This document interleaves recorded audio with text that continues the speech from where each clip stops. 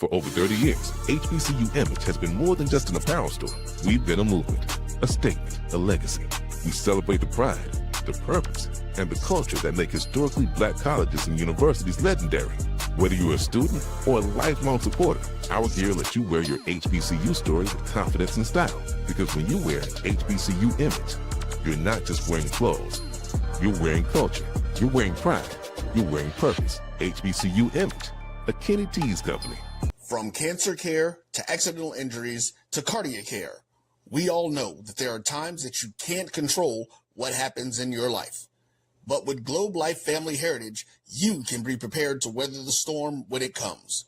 Call Dr. Beverly Eagle Rogers at 877-300-8269 or visit the website at globelifefamilyheritage.com. With over 25 years of serving communities, Dr. Beverly Eagles Rogers is here to help you and your family through difficult times.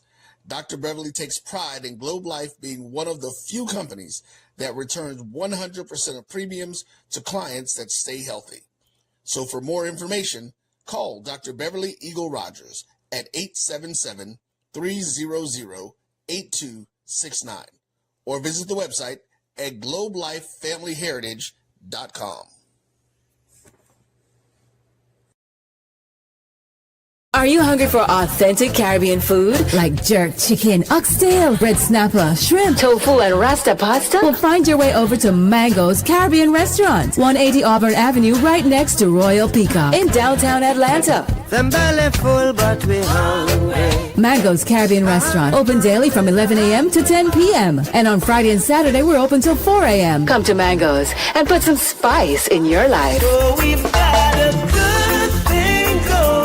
Mango's Caribbean Restaurant, 180 Auburn Avenue, right next to Royal Peacock in downtown Atlanta. For more info or directions, call 404-698-3992 or log on to mangoscaribbeanrestaurant.com. For instant coupons, text MANGOS to 313131. Tell your mama hungry, papa hungry, brother hungry. Mango's Caribbean Restaurant, authentic Caribbean cuisines. Open up the door, tell your mama hungry.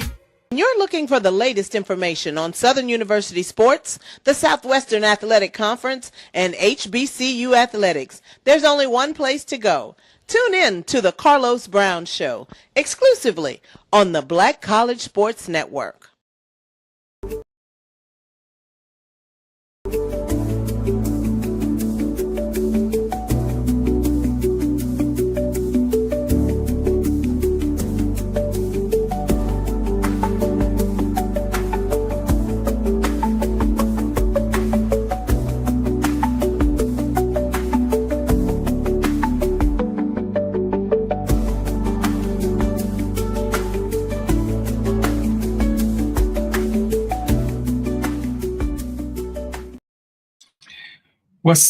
What's up, y'all?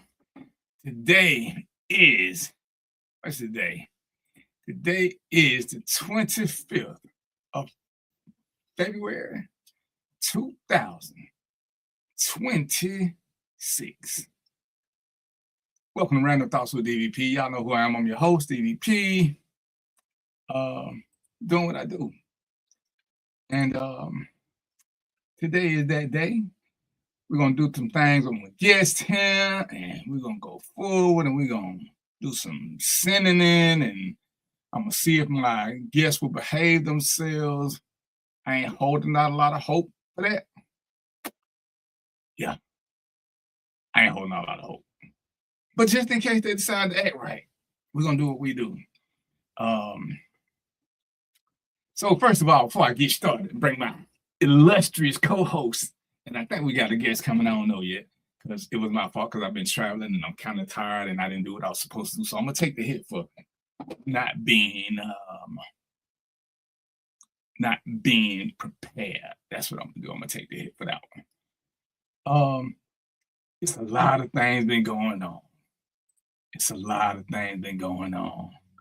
And man, some of this I gotta do a little bit more research on, but we might do some, depending on when my guest show, we might just I might just let the hounds loose.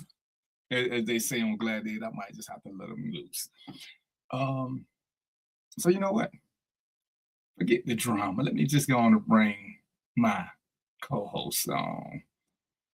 I'm gonna bring Mark on first so he can get heels out the way. Then hopefully Mo can calm us. No, you know what? I need to bring Mo on first so Mo can go on and get warm so he can keep me and Mark on task. So Mo, what's good, brother? What up? What up? Hey man, I need that shirt, man. How can I get that? Hey man, send me your address. I'll send it to you, bro. You always say less. Say less. Where you, If man, I got it, you got a good spot. You got a good hey spot. man, you know. Hey man, yeah, I gotta. Hey, you anyway. You send me the address. Give me a week. It's yours. It's yours. Goodness. And I like this one. Hold on, what size are you? I think I'm large. Okay, how tall are you? 6. You 6 feet? Yeah.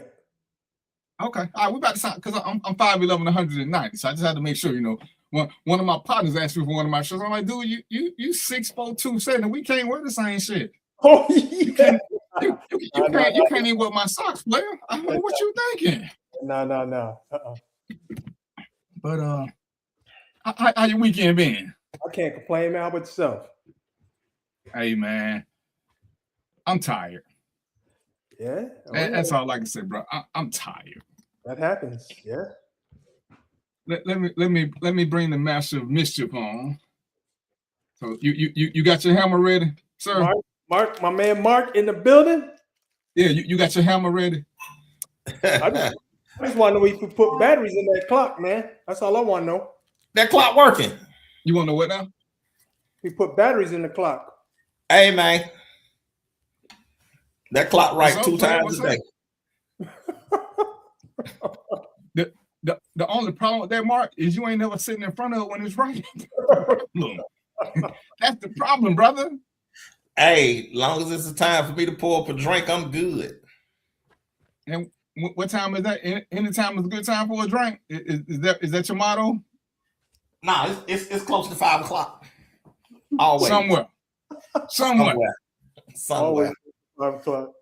And I was just talking, Mo. I showed her DVP show send you that shirt. That shirt ain't no joke. Hey man, all you gotta do is send me the address. It's a wrap. Oh, that's foul. That's foul. Mark, please believe, Mark. I'm not sending you no book. We can meet for the book. Nah, I sent somebody my address. Damn. I'm thinking he took a low blow. What's up, Shay?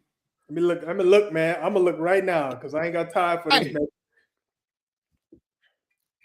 I'm gonna pour up a drink while you look.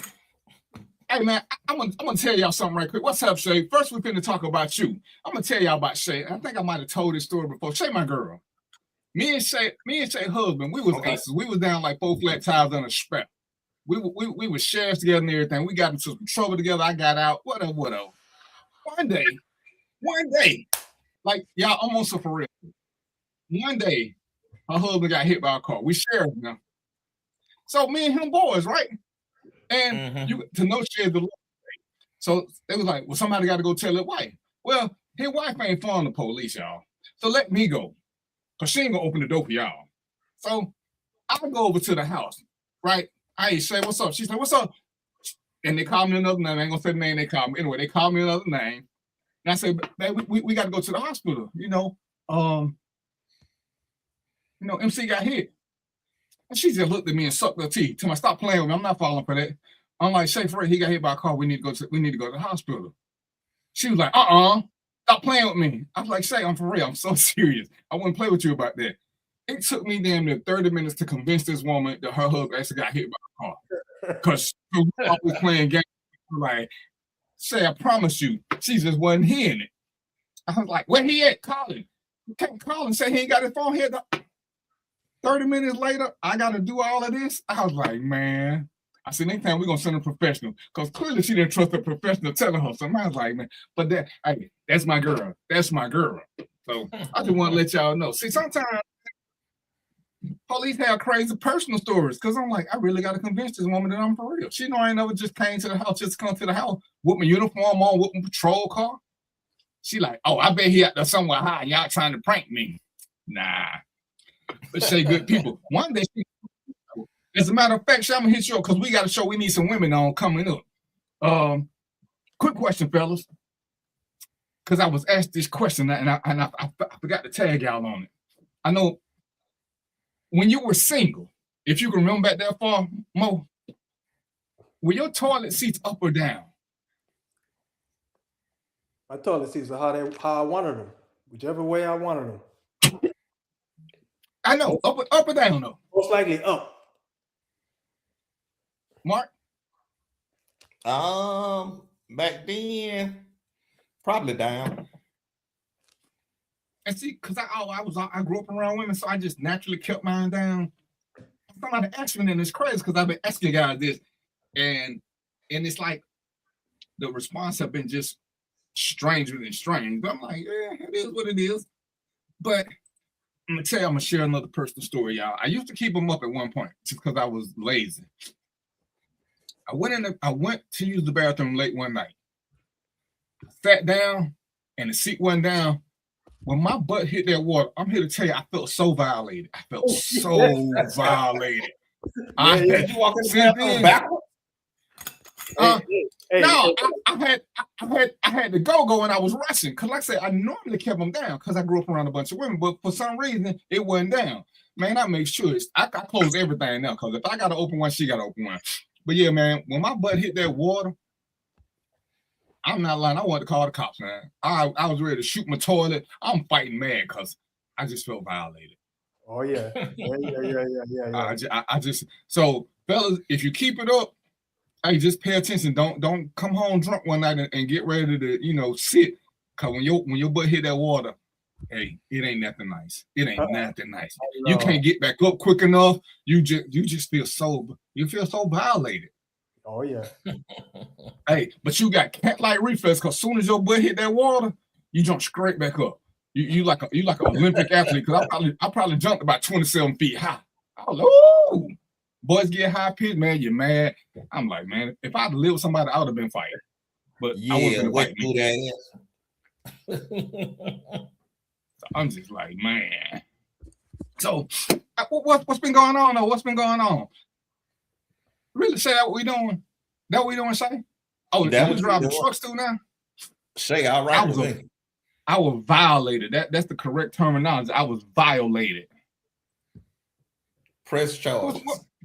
What else been going on with y'all? I know y'all been up to no good. And you know what? I've been waiting on this day all week. Well, you know what, Mark? We're gonna go on and get to something while we waiting on the guests. What you been waiting for that you got me and Mo both nervous? I just be so happy to see y'all brothers, man. We don't believe, right? Mo, do you believe him? Cut the commercial break, man. Cut the commercial. You know what I'm saying? I'd be so happy to see my co-hosts. I'd be like, man, these are great guys, man. If only they believed you. Y'all the bestest guys I know on Facebook. Y'all the bestest. The bestest. I'm thinking ain't nobody on the show believing you, brother. I mean, when I say nobody, I mean nobody. Hey man, this is the highlight of my week. Hump day. Get to swallow spit, talk shit with y'all too. Hopefully learn a thing or two, and then I go on about the rest of the week. You know, sometimes when you say stuff, you make us nervous. I'm just gonna. Look at, I'm one more week close to get my book. I got to keep looking. It's turn into a birthday present soon. Are we having violence in the workplace? Is that what I'm getting shots fired, man. Shots fired. He just keep taking shots at you, Mo. What's up? Yeah, I swore I sent it, man. I gotta look now. See, you on my case now, man. That's a good day, man. It's a good week. Sunshine coming out. We ain't gonna have to keep fighting this 40-degree weather too much longer. It not getting no better. Y'all know last week I was out of town, right? Mm-hmm. You was in Massachusetts. I was in Massachusetts. Yeah. Did anybody say they know Bro, Mo when I up tell there? y'all, Man, that's a big place, man. He Did anybody know Mo? He was not. I didn't go nowhere. I didn't go nowhere to ask. So I'm gonna take the L on that one. I didn't go nowhere to ask. Hey, he was in the north anyway, so I know where he was. Ain't too many black people up there. You didn't see too many black people, did you, DVP? Yeah, man, I was actually in Boston. I mean, I saw quite a few. Or you went into Boston? I thought where you told me you were. That's north of Boston, but you went into Boston. Yeah, I mean, it was because I stayed. It probably took us 15, 20 minutes to get. I mean, I stayed in a little town called Quincy, but it was right next to Boston. Oh, Quincy. Oh, you was in Quincy. Okay, I thought you were something else. Yeah, but that's what the hotel was. So. Oh, okay, all right, got you. Man, it was cold. It was cold. Oh yeah. And it got colder. And it got colder. And my folks in Georgia was taunting me. You know, they was playing Taliban. They were like, "Oh, it's 75 degrees here." Yeah. So when I'm trying to leave early, and I called Delta. I was like, "Hey, I need to change my flight." And she was like, "We can't extend the flight because we thinking about shutting the airport down because the nor'easter coming." Hey, one thing about staying later. I want to go early. I didn't know what a nor'easter was. I'm thinking, you know, it's the Easter Bunny on crack or something. I'm looking up nor'easter, and I see these folk really preparing to get shut in. And I'm like, hold on, they used to this snow shit, and it's too much for them. Oh yeah. I gotta go. Yeah. I get on the plane. I finally make it to Georgia, and damn, it ain't 20 degrees here. I'm like, what in the heck? I left freezing to come to freezing. The only difference is it wasn't no snow here, and I'm like, man, this right here. This too much. It's too much. What was going on? And Mark, I know you had something to do with it. I know. I brought the hot weather now. No, you brought that freezing weather. You brought that freezing weather. And I tell people, hey man, I like for my weather to be at Social Security level and above.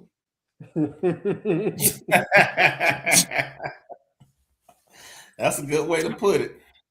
Hey man, that's the only way to go. So security, you know, when the weather is in the young adult age, I don't want to play. I don't want to play. You don't want to be out there YN. No, man, I don't want to be out there YN or nobody. I'm with you. Strippers, mob. No, hey, it's too cold. It's too cold. When you go on the show, when you see white people bundled up, you know it's cold. You know it's cold. Oh yeah. They got on big coats, they got on shoes, they got on socks, they got face coverings, and they ain't out to rob nobody. Oh, you know it's cold. I ain't that dude. I ain't got nothing to prove to nobody. I'll say, Uncle, take my head back in the house. Because I was going to walk out the street. I was going to walk out and, you know, go across the street and give me something to eat. Man, I ain't held no coat because I don't stand outside. I'm like, oh yeah, it's like less than a block. I'm a grown man. I can take this. Man, that wind came around that sliding door. It slapped me first, then it grabbed my ankles and said, I double dog dare you. I just put my Michael Jackson in my voice and I said, okay. And ran back up to the room. I'm not going to do this. I'm not finna do this. So, Mark, what you want to start trouble with first? We're gonna let Mo start. We're gonna let Mo start. Mo had a pretty good topic I saw. I'm ready. Oh, okay. Yeah. So jump right on at it, Mo. Yeah, so since DVP ain't playing no videos, right? DVP, you ain't playing no videos, right? I ain't figure out how to play it yet because I got one I want to play. I gotta get what's the name to tell me how to play it. Oh, okay. All right. So anyway, the video was there was a dad who entered the room to talk to his son, and his son, his eyes were red, and the dad says, "Listen, man, you got to take a drug test." He tells the son, "Listen." The son says, "No, I ain't taking no drug test." He said, "Look, man, you being disrespectful, and you got to leave the house. All right, in front of his friends, you got to get out, man. It's time for you to go." He said, "My life is peaceful," and his son says, "Fine, I'll leave then." He leaves, and the dad asks for a hug. Then about 20 hours later, this is the video. 20 hours later, the son returns and asks for forgiveness. So there's a lot of questions in this whole scenario. So you can make up whatever questions you want, but one of the questions I had was, how do you handle the forgiveness? If you forgive them, how do you handle the forgiveness? What's the what's the process? What's your process doing that? It's not just, I'm sure it's not just saying, oh, it could be whatever you want to say. I ain't gonna do no scenarios. But we start with you, Mark. What's the forgiveness, man? How you forgive? Forgiveness look like change behavior. We have a conversation about the issue that you need forgiveness for. So in this situation, I forgive you for being disrespectful to your home and disrupting the peace in the house and not following guidelines that you set for. So we have a conversation about that. Now, okay, at this point, I forgive you. But moving forward, it's to change behavior from that point going forward to make sure that we stay aligned with what we discussed. So if it's, because I looked at the video, the dad, he's like he say, he's doing everything possible for you to live the type of life you want to live. Whatever you say you want to do, he's willing to do it for him. So he's working and raising his kid. And at this point, the kid, wants to smoke weed, and dad, like, I can't support you in that. He'll support him playing sports and doing this, but the drug part, he can't support him. And I get it. So the forgiveness comes after we had this conversation and the change behavior moving forward without the still smoking, and now instead of not being high at the house, being out in the streets high, coming home high and just trying to hide it. But if he can change and stop smoking, then forgiveness is forever. We on to something different now. Man, DVP, hit the flames button. Hit the flames, man. We need some flames on the door. That boy Hey man, I'm still working on sound effects and all that. I got to take me a class. All right, what you say, DVP? What's up, Kiki? Man, it's hard, brother. Because I'm trying to figure out how we got to this point. And if you know me, I've been working on it. I'm not the forgiving type. And especially if I deem what you did to be disrespectful, because we talked about this a few weeks ago, man. You ain't got to respect me, but you can't disrespect me. You can't disrespect the house and what I stand for. And if you stay with me, you already know the ground rules. So that one for me, man, because even with change behavior, how old is the boy again? He was, like when we was young and dumb, I'm gonna say he looked like he was about 19, 20, maybe 20. At 19, man, I think I got enough money saved up. It's probably time for him to get his own place. You got to get out. Yeah, I mean, I'm gonna give him some time, but yeah, it's that time because you feeling yourself, and I'm with you with. I like the fact that you want to take accountability now, but sometimes, man, it's hard trying to have two grown men in the same place. Yeah, can't be one king of the castle, and everybody ain't built to be a prince, especially when they ain't got no money. So sometimes, you got to do that tough love and let them do their thing elsewhere. So I don't know. I guess a lot would depend on what we've been through the years. Yeah. Well, tell me this, DVP, because from go ahead, Mark. From the video, the kid seems to be underage, and I say that because, like you say, he's willing to support him in the sport. So I'm thinking he's high school age. So we're gonna say 16 to 18. Because, like I say, he says it's a sport and playing. If you want to play football, if you want to wrestle, so I'm assuming he's like high school age. So how do you handle that situation then, with a high school age versus an 18? All right, and so I'm gonna keep it real. When me and my son with another dad, when he said something out of pocket to me, he said it one time. He told me I wasn't his dad. I don't do nothing but laugh because you're in my house. How was he at the time? He wasn't quite that old yet, but he was young. But we had talks, man. I packed his shit, called his dad, and put him out the house. Cause like I said, man, I don't do disrespect well. I think it's disrespect is a choice. And especially no matter how they are, if you've been preaching this the whole time, they know what's acceptable and what's not acceptable. And if you're at that point in life where you feeling yourself, Because hell, I'm gonna have him on the show one day. He'll tell you we didn't talk for 3 months one time. He said something, and I didn't want to put him out. I just act like he didn't exist. I would talk to his mom. I would talk to his sister. We could all be at the dinner table together. I ask them how they doing, and whenever he talked, I would just talk over him, would just not say nothing at all. He'd be like, "Hey, how you doing?" I act like he didn't even exist. He can tell you about them 3 months, and then one day, he just asked, "What else can he do?" And I felt like he was showing true contrition then, and I let it go. But it's like, it's certain things they come with consequences, and if you give in too easy, do they really learn, or do they just not like the consequences and they just acquiesce to get back in? And so, like I said, it's one of them things where I just got to be there and see how I'm feeling in the moment, if I'm being totally honest. Yeah, and so I'll chime in too, because I got some thoughts on it. But one thing, just right off the bat, what DVP was saying is that you could probably save your child's life, man, if you at least stand on your morals and give them consequences, because life is not forgiving. Forget about it, right? Y'all know that life does not forgive. You mess up sometime in life, all you get is one chance or half a chance. So it's an opportunity to teach them, look, there's consequences. But then, far as the forgiveness is concerned, I think I'd have to, I like what Mark was saying, kind of take a certain approach, but it's really for me, it's not the weed, right? For me, it wouldn't be the weed. For me, it would be the disrespect, right? Oh, you want to smoke your weed? Okay, just go on the back porch, bro. You can't do that in the house.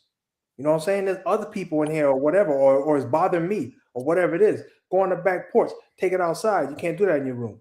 Maybe there's a middle ground. But anyway, that was the scenario. I thought I was interested. All right, well, let me our guest that's showing up. So let me bring Mr. Jeremiah Bowtie up into the place, and the brother does a hands-off thing. I'm gonna let him tell you a little bit about it. So I'm just tell you this now. Mark, Mo, y'all keep it together. Cause the man is a showman to his heart. So he liked to put on the show, but he got a message and he do his thing. So I'm gonna let him tell us what he do. He got a couple of events coming up, and we on the same page. And this is about I'll let y'all tell it. Mr. Bowtie, what's happening with you, sir? What's happening? How y'all feeling? First and foremost, can everybody hear me? Oh yeah, we can hear you. Yeah, we can hear Okay, you. cool. We live and direct, baby. I'm glad to be alive. Every day I wake up is another day to give me opportunity to be the best, the very best, the ultimate best, and a better version of myself. So I'm glad to be here, man. What's up? How y'all feeling? Y'all rocking? Or we rocking? We waiting on you, Yeah, player. we rocking with Nah, you can't be waiting on me because I'm always on time. Here he go. He was It's on 5 o'clock song. It's He was 5 on o'clock song now. It's 5 o'clock somewhere for sure. But I gotta say, I'm gonna take the hit because I was out and then I was busy and I forgot to let him know because we had already talked about this. So let me see if he's gonna still be ready. So I'm gonna take the hit for him being late because I hadn't confirmed yesterday like I was supposed to. It's all good, brother. Everything works at divine timing, man. Let's get into it. Hey man, do what you do. Tell us what you do and what you hear about. All right, for sure. So my name is Jeremiah Woods. That's what my mama named me, but the streets call me Bowtie, Bowtie, baby. That's me. I am the executive director and founder of the Hands Off Foundation. I am a host, a speaker, a certified nursing assistant, certified life coach, but most importantly, I'm a community advocate. And I am super excited about running the organization and the things that we are focused on. The foundation helps women and children who've been affected by sexual violence.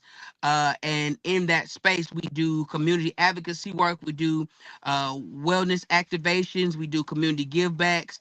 We do consent education. So I teach what consent is and isn't. Most people think they know what consent is, but I would venture to bet 95% of the folks on this call and abroad don't really truly have a good understanding of what consent is. So we teach on what consent is and isn't, and what we call body autonomy, and how to have dick accountability and all that kind of good stuff, man. I get active. All right. Well, one of the things that you shared a while ago that made me interested is you was talking about the number of women, or I don't even know if it was women, but you was talking about the number of people who have legally been sexually assaulted, and what is it, 1 in 3 or something like that, 1 in 4? I can't remember what it was, but that was what caught my attention. Yeah, so depending on the studies that you look at, so it bounces between 1 in 5 and 1 in 4 women have been sexually assaulted in the United States. So when you, if you had a room of 5 women, at least 1 or 2 of those women probably have been sexually assaulted. And then for men, I believe it's 1 out of every 33. The last time I looked at the statistics, so if you were to get about 33 men or so in a room, you would have at least 1 to 2 who've been affected by some type of sexual violence, based on numbers that are reported. So we know that it probably is more men, and we know it's probably more women, but this is based on who've reported and gone through a process, and so that it was able to be. And I'm gonna say this because he said something in the beginning. Most of us don't know what it is. There's a thing between consent and what you believe, and consent a lot of times need to be given. And when I did a seminar and I'm looking at the women who tell their stories, and most women don't know that they've been sexually assaulted because all you gotta do is touch her and she don't want to be touched. He's gone, yeah. Man. He's gone. Oh, is he? Yeah, yes, sir. Oh. There you go. All right. You back? Okay. There you go. So when we talk about some of this stuff and what is sexual assault, because when I talk to some of the women who have been assaulted at work, it happens a lot more than we want to give credit to. And when some women are telling some stories, it's like, well, damn, but he was kind of, if they feel like somebody's pushing them towards something, there's a good chance that he has crossed the legal boundary. And it's like, just talking to women and hearing their stories, a lot of it is underreported. More of it's underreported out of ignorance because they don't know that they have been sexually assaulted. If y'all got anyone close to you, the first thing most women do is blame themselves for whatever predicament they're in. They don't blame the person that put them in that situation. You back, Jeremiah? Say something so we can hear you. No, it seems like it's some static on my end, but I'm here. I'm locked in, so I can hear you. I think you all. It sounds like you driving. Yeah, he just froze up. Yeah. Did he sound static when he was talking? Yeah, he froze up and then he left. He gone now. He got bad connection somewhere. He did. He may have to pull over. He driving, and when you drive, ain't nothing worse than streaming. Already take up a lot of bandwidth, and then if you driving too, let's see, he back now. Say something, Jeremiah.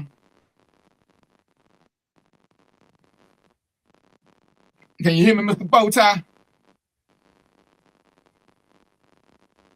Yeah, I think he froze again. We're going to have to catch him when he's somewhere stable. But Stan, if you can start talking, just jump in whenever you want to. But we don't hear you. It don't like you moving on my screen. Yeah, he not y'all moving. Nah, he frozen. Yeah, I'm like, he ain't blinked in a minute. This is a stare down from hell. Yeah, he not moving.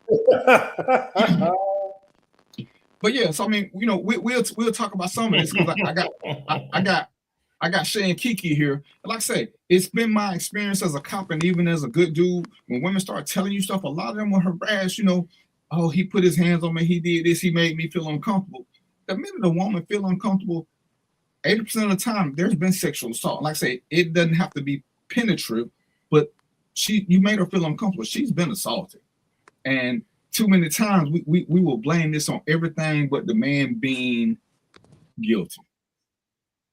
And it's like, oh, well, she didn't say no. Well, the law don't say she got to say no. The law actually says she has to say yes. So if she's saying anything other than yes, you in a shaky area. So it's kind of hard. And I say, and Mark, you wasn't on here, and actually Mo, I think you were. No, I don't think you were here then. When I did the show about women who had been young ladies, their first sexual encounter, not sex, but just who was pushing up on them, and it was usually an older dude who was in with the family.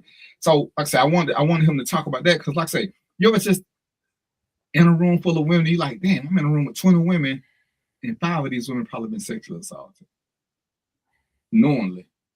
And there's probably more who've been sexually assaulted and just moved on.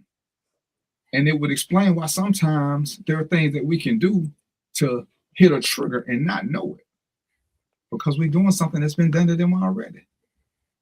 You there, Bowtie? I see you moving. Yeah, I think you're in a bad area. What do you sound like to y'all? Sound like a gargoyle. Yeah, you sound like a robot. Yeah. All right, one second. Let me get that situated. Woo. Yeah, we may have to get you. We may have to schedule a time when you in a set place, because I think being out in them streets, you doing what Mark used to do. We couldn't hear Mark from the streets a lot of time. And doing what he do, he couldn't just stop right then. He had to get to a safe Because I can let destination. y'all track my movement. Bro, we weren't trying to track. We just didn't want to be witnesses and shit. Hey, Me and Mo don't know a damn thing. At least, so the thing with Mark though, man, it was light when he started. Then it got dark, man. Scared the hell out of me, man. It's like, what happened? But Shay, Kiki, have y'all ever had a man? Have y'all ever had a man who made y'all feel uncomfortable? Shay and Kiki. Like I said, it's crazy, and it's something that I try to talk to people about, especially men, because sometimes we don't know. Sometimes we can be so oblivious to what we're doing that we just miss out on the whole thing. Mark, But I guess my question would be to you, DVP, what you got? Since you may have better knowledge of this, I know you said something to the fact that they're being sexually assaulted and it may not be physical. Then what other ways can it be? No. It may not be penetration. Because most of the time people think of sexual assault as rape. And sexual assault and rape are not the same. Oh, penetration. Sorry, yeah, you did say penetration. Yeah. Okay. Touching on her boobs, that's sexual assault. You know what I'm saying? All the shit we did in 2nd and 3rd grade was sexual assault. All the shit we did. Pulling shouted hair, hitting on the butt. And it's crazy in this 21st century how everybody want to keep everything real. And like I said, Mark, you're a little bit younger than us, but most of the stuff that me and Mo did was either bullying. It would be against the law now, the way we grew up. And it's crazy when I'm gonna keep it 100, I'm gonna keep it a book, I'm gonna keep this, I'm gonna keep it this. Right. Oh, hey Yolanda, the bra strap popping. That's sexual assault. And like a lot, yeah, that's true. A lot of girls have gone through this, and because we try to downplay it, because we always trying to protect men and stuff. A lot of them are they get so used to being assaulted that it sucks. They get used to it though. They get used to it. I hear women say, yeah, someone that's got touched me on my booty. They don't call it sexual assault, but that's exactly what that is. And it starts early. And if we don't train our boys to be men or gentlemen, understand that we setting ourselves up, we setting our future up for failure. So that's the other side of the coin. How do where do young males or older males get a license to do that? How do they think that that's okay? Because I think sometimes you just don't know. Well, and we become indoctrinated to think it's okay because everybody laughs. Well, I say that in reference to the bra pop. You say what now? Oh, but we do know. We know. And I'm gonna tell you how I know we know. I say in like the bra strap popping. When we were kids and we were popping bra straps, so we didn't think about that. Well, we talking about a different era too. But even then, whose bra strap was we popping? Did we pop our sister and cousin bra strap?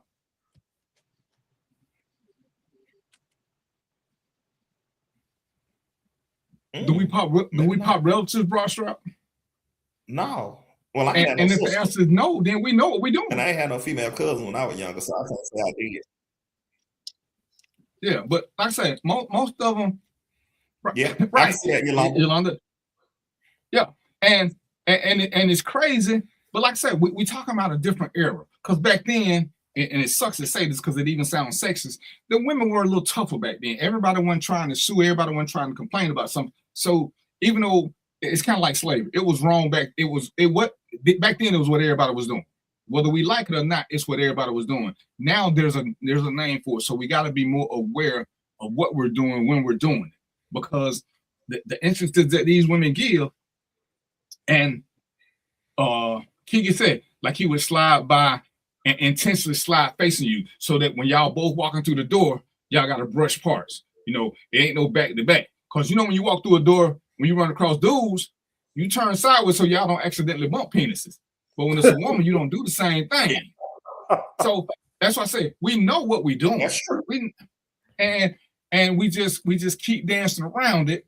And that's some of the stuff that we got to stop. And that's why I wanted him to be here so he could give us some examples of what women are saying. And let me just chime in on something you said, DVP. You said women were a little tougher, and I'll say this: I don't think that they were tougher. I just think that during that time, their complaints fell on deaf ears. And even today, you know, women are still questioned when they bring up a complaint. So that's what I want to just add. And like I say, it wasn't it in today's climate. What we did was dead wrong. In that climate, it was juvenile foreplay for us. So I can't put us in the same category. Like I said, and I hate to use this reference, but it's to me it ain't no different than slavery. When slavery was going on, it was legal. You can hate who you want to hate, but it was legal. It was what people was doing. When they started making it illegal, people who kept doing it were wrong. But you can't blame me for doing something that nobody's told me is wrong. Now we know it's wrong. We know it's wrong now. So we can't keep doing it, and we can't keep acting like, oh, boys will be boys. Boys will be boys. No, no. That's ridiculous. Yeah. Yeah. And at some point, we got to make it so a lot of these women, for what I'm learning is a lot of these women don't have a safe space. They don't have a male role model to take. Some of them don't have a female role model to tell. So who do they tell? Ain't nobody listening to them. So they end up talking to strangers. And more importantly, what we do in my mind is we the leaders, we set our women up to be pawns, because we set them up for abuse in a future relationship, because it's been going on. And one of the guys who called himself an advocate wanted to come on my show, and I was like, hell no. His whole thing was he made a whole post about telling women, stay with the abuser you know, don't go to no new abuse. I was like, you gotta be shitting me. Wrong with that dude? You call yourself an advocate, and you're saying at least you know the guy you with, you know what kind of abuse he gonna do. Because it's like, in your word, every man gonna be abusive. And he was like, let me come on your show. And I was like, dude, I can't let you come on with that. I don't even want to have that energy where you telling them to stay with an abusive guy because the next man may be more abusive. That is the craziest shit I ever heard. What's up, Varshay? Yeah, that sounds stupid. When you listen to what some of the women tell you about their abuse, you know what we do? We say, oh, that wasn't that bad. Well, then, what is it? There's wrong, there's right. What is ain't that bad fall in between there? Where does it fall? I think, DB, can you hear me? You locked in? Oh, is that you? Is that you, Bowtie? That's me. I think we back. Man, I ain't gonna say nothing about how dark you are, but we might be good. I'm like, but we hear you. We hear you, brother. Go ahead. I'm doing the best I can with what I got, brother. We working with it. We're gonna do it. We're gonna do another one. We're gonna have you in studio so we can get this good, because you be having a lot to say, and I don't want you coming in and out. But we're gonna finish this one out as best you can. For sure. Can you hear me all right now? Oh yeah, we can hear you. We just can't see you now. That's all right. They ain't gotta see me. They gotta see like this. So here's what you're describing. I think historically, women were conditioned to accept certain terms because there was not verbiage to vocalize what was wrong. So I'll give you an example. Did you know that over 43% of women experience what they call intermarital rape? They talk what now? It's called intermarital rape. Did you know over 43% of women experience what they call intermarital rape? Yeah, that makes sense. Unfortunately, I do. Yeah, that makes sense. Let's say, can you explain that for me? For sure. Let's say 100 years ago. Let's say 60 years ago. If your husband wanted some, it was just a yes deal. But truthfully, that is not consensual behavior or activity. So intermarital rape is when you are in a relationship, and I guess we have to widen it out now since we have an array of things that people recognize themselves as. But if you are in a relationship with your partner and one partner wants to be romantic or intimate and the other does not, that is a form of rape if you force yourself onto them. So if you say, well, let me just get started, You'll warm up eventually. Nah, that's rape, player. You're a rapist. And go ahead. Holla at me. It's really that simple. Because consent is not, see, the fundamental issue that people don't understand, consent isn't just about a yes or a no, but it's about a freely given, enthusiastic. We both want to be involved in this activity and behavior, yes. So if there's any hesitation, if there's any pause, if there's any, I'm not sure, not right now, maybe a little later, if you have to keep persuading and convincing and conniving, then you didn't have true consent, because that means you took away an individual's autonomy and the ability to freely choose. And that's a two-way street, by the way. And part of what he's saying is, because we keep liking to go back to the old days, and I hate when people do it because they don't understand, right? Coercion is not consent. If you're using anything to get this consent, it's not valid consent. That's a legal standard. But we talking back when our grandparents were doing it, understand, and I know y'all hate to hear this, your grandmother in theory was a slave. She didn't have consent. She couldn't move out. She couldn't get her own nothing. So she kind of had to go along with the program. And back then it was legal. Again, back then, at some point we have to come up to the 21st century and understand, everybody, oh man, she ain't gonna give me none. Oh, she gonna give me some. Yeah, you already saying, you are right. She was property. You already saying that she's property and she has no rights. So everything that you're doing after she tells you she got a headache or she don't feel like it right now, it's coercion. And right, Londa, and he said it happens to men too. But again, women are conditioned not to say anything, and men are conditioned, how you gonna let a woman take it from you? You must be some kind of punk. What you mean you ain't want to give it on? Man, what kind of dude is you turning this down? We find ways to make being predatory okay. And that's what we gotta stop. And that's why I wanted Bowtie to come on here, because there's a lot of ways that we unknowingly promote predatory behavior, and we downplay its effect at the end of the day, because a lot of people have been assaulted. When you listen to some of the guys tell them, we hear about guys telling about what the babysitter did. Yeah, as much as I dislike him, when you listen to the R. Kelly story, he was sexually molested, whether it was the babysitter or whoever it was. That was the start of his behavior. Who was he going to tell? Who was he going to tell? So his retaliation was to do what he did, not making no excuses for him, but he was bred to do this at a young age. Because we keep downplaying. Oh man, what you mean your third grade teacher tried to do this to you? Man, I'd love to hit my third grade teacher. Right, you would have, but I didn't like that. And like I said, we're conditioning.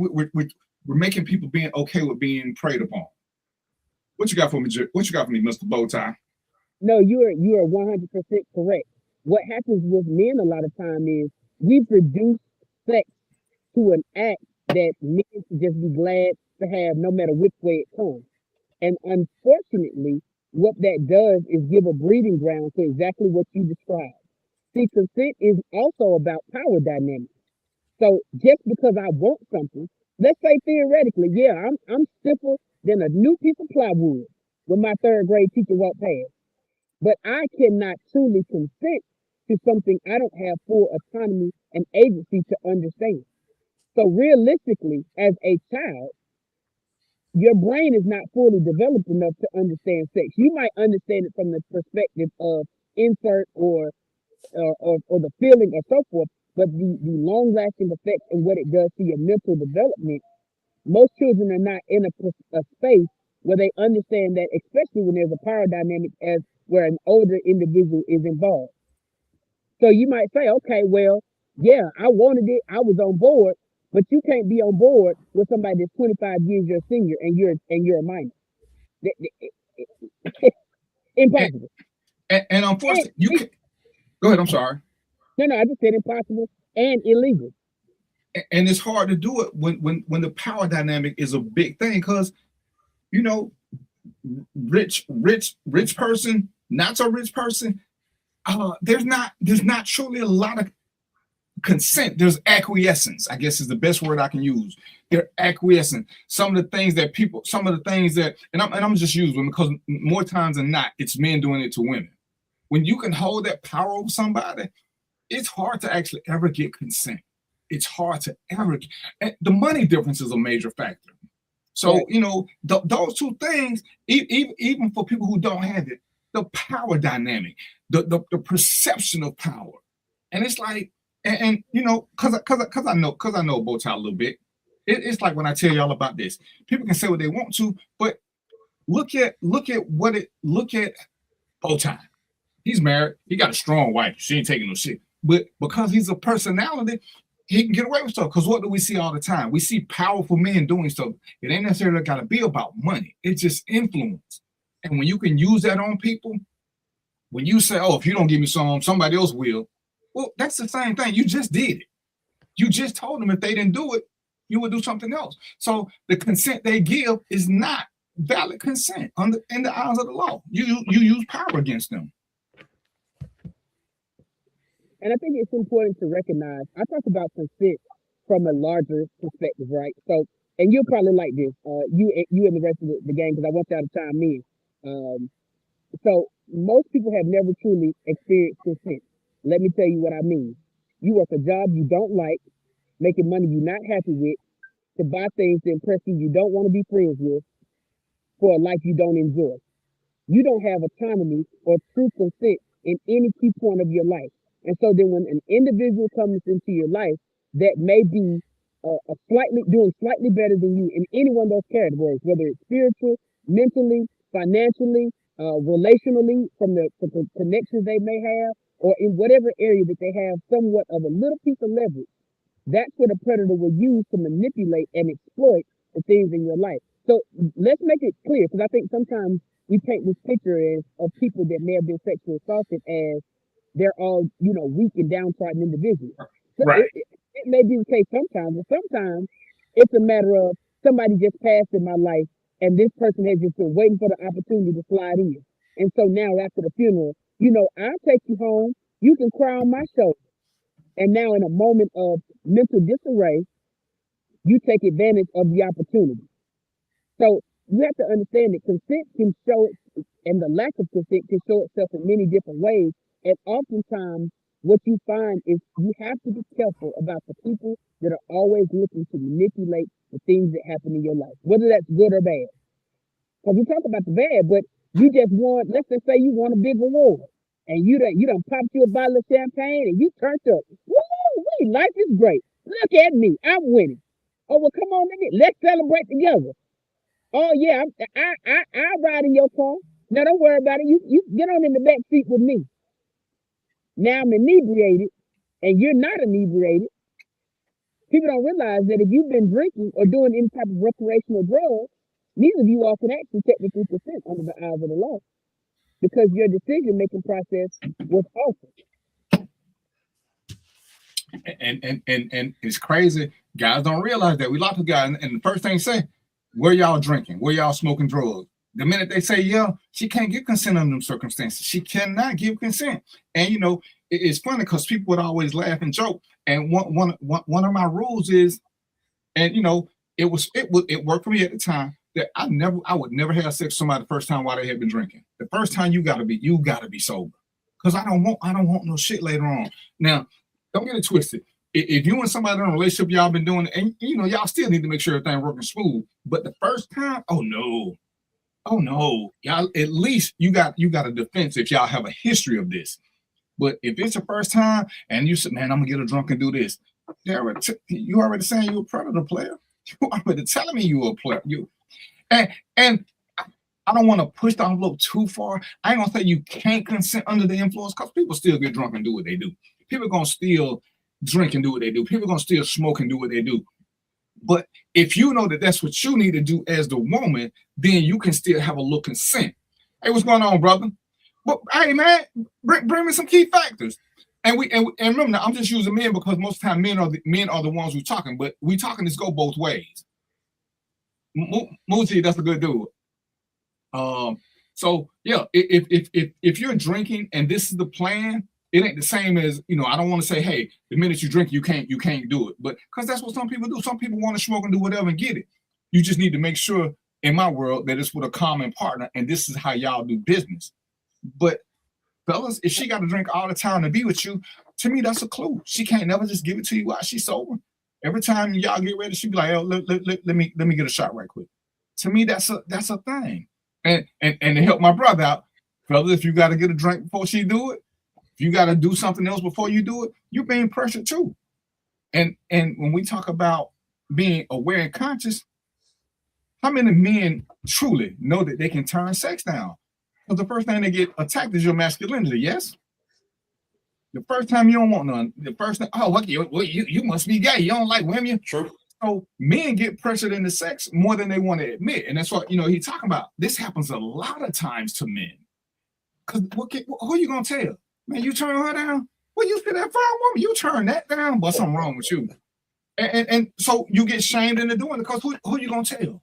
Who are you going to tell that, hey, I didn't want to do it. I didn't want to do it. How does that sound?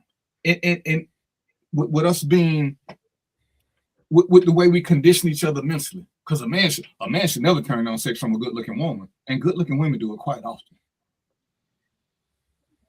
I think the key to it is transparency and being able to have real conversations. See, the problem is most people lead with deception.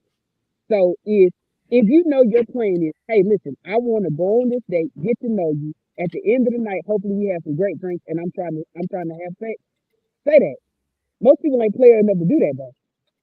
Most people want to hide behind social drinking or social recreational use of drugs or whatever it is, and hope that's where the night leads instead of being upfront about it. And that lack of transparency is how folks find themselves in these situations where consent wasn't able to truly be being given. Because if you start your date off with, hey, I want to get to know you. This is what, do you have a problem with sex on the first date? Let's get all this out the way while we both sober. Because now, if we start drinking and we mess around and get to doing what we do and rubbing and touching and feeling good and oohing and ahhing, old babying, we done already had the conversation.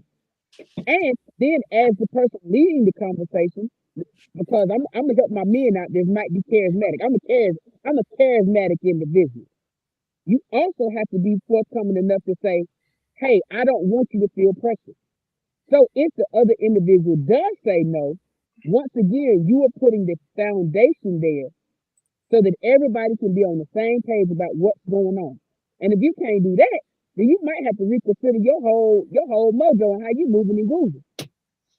Because whether you accidentally so-called become a sexual predator or you just always are a sexual predator, either way it goes, you're a sexual predator. And we can't have no toleration for that. Point blank and period. And you know what's crazy? I've met sexual predators who didn't have a clue that they were predators. They thought they were charming. And it's like, dude, charming cannot be pressurized. You're pressuring them to do this. You're trying to shame them into do this. You're trying to tell them, again, power dynamics. If you're a singer, you popular, something like, what you mean you don't want to do? You know how many women want to do this with me? And we've marginalized women saying no. Like I say, we shame men who say no. But these are all instances of true sexual assault. And where is the safe thing? And that's why I say, when he's giving his numbers, I can say as a cop, his numbers are undercounted, because as I'm listening to people tell stories, as people hit me in my inbox, and I had to tell one, like, man, you being sexually assaulted. She's like, no, he didn't hit me. That's not what sexual assault is, young lady. You're being forced to do something you don't want to do so that you can have a place to stay. You're being forced to do something so your kids can eat. That's sexual assault. He's using power to get you to give in to him. And it's like, no, I want a place to stay. And I get it. We got to do what we got to do to survive. That don't change the crime. That doesn't change the crime. And like I say, I got a son. If he telling me some older woman is pushing up on him and, she making him, because what we going to do? We're going to be much, Dad, I had to represent. But you can tell in the way they talking, it ain't the way they normally talk. Now they trying to exhibit bravado where before it was a natural flowing conversation.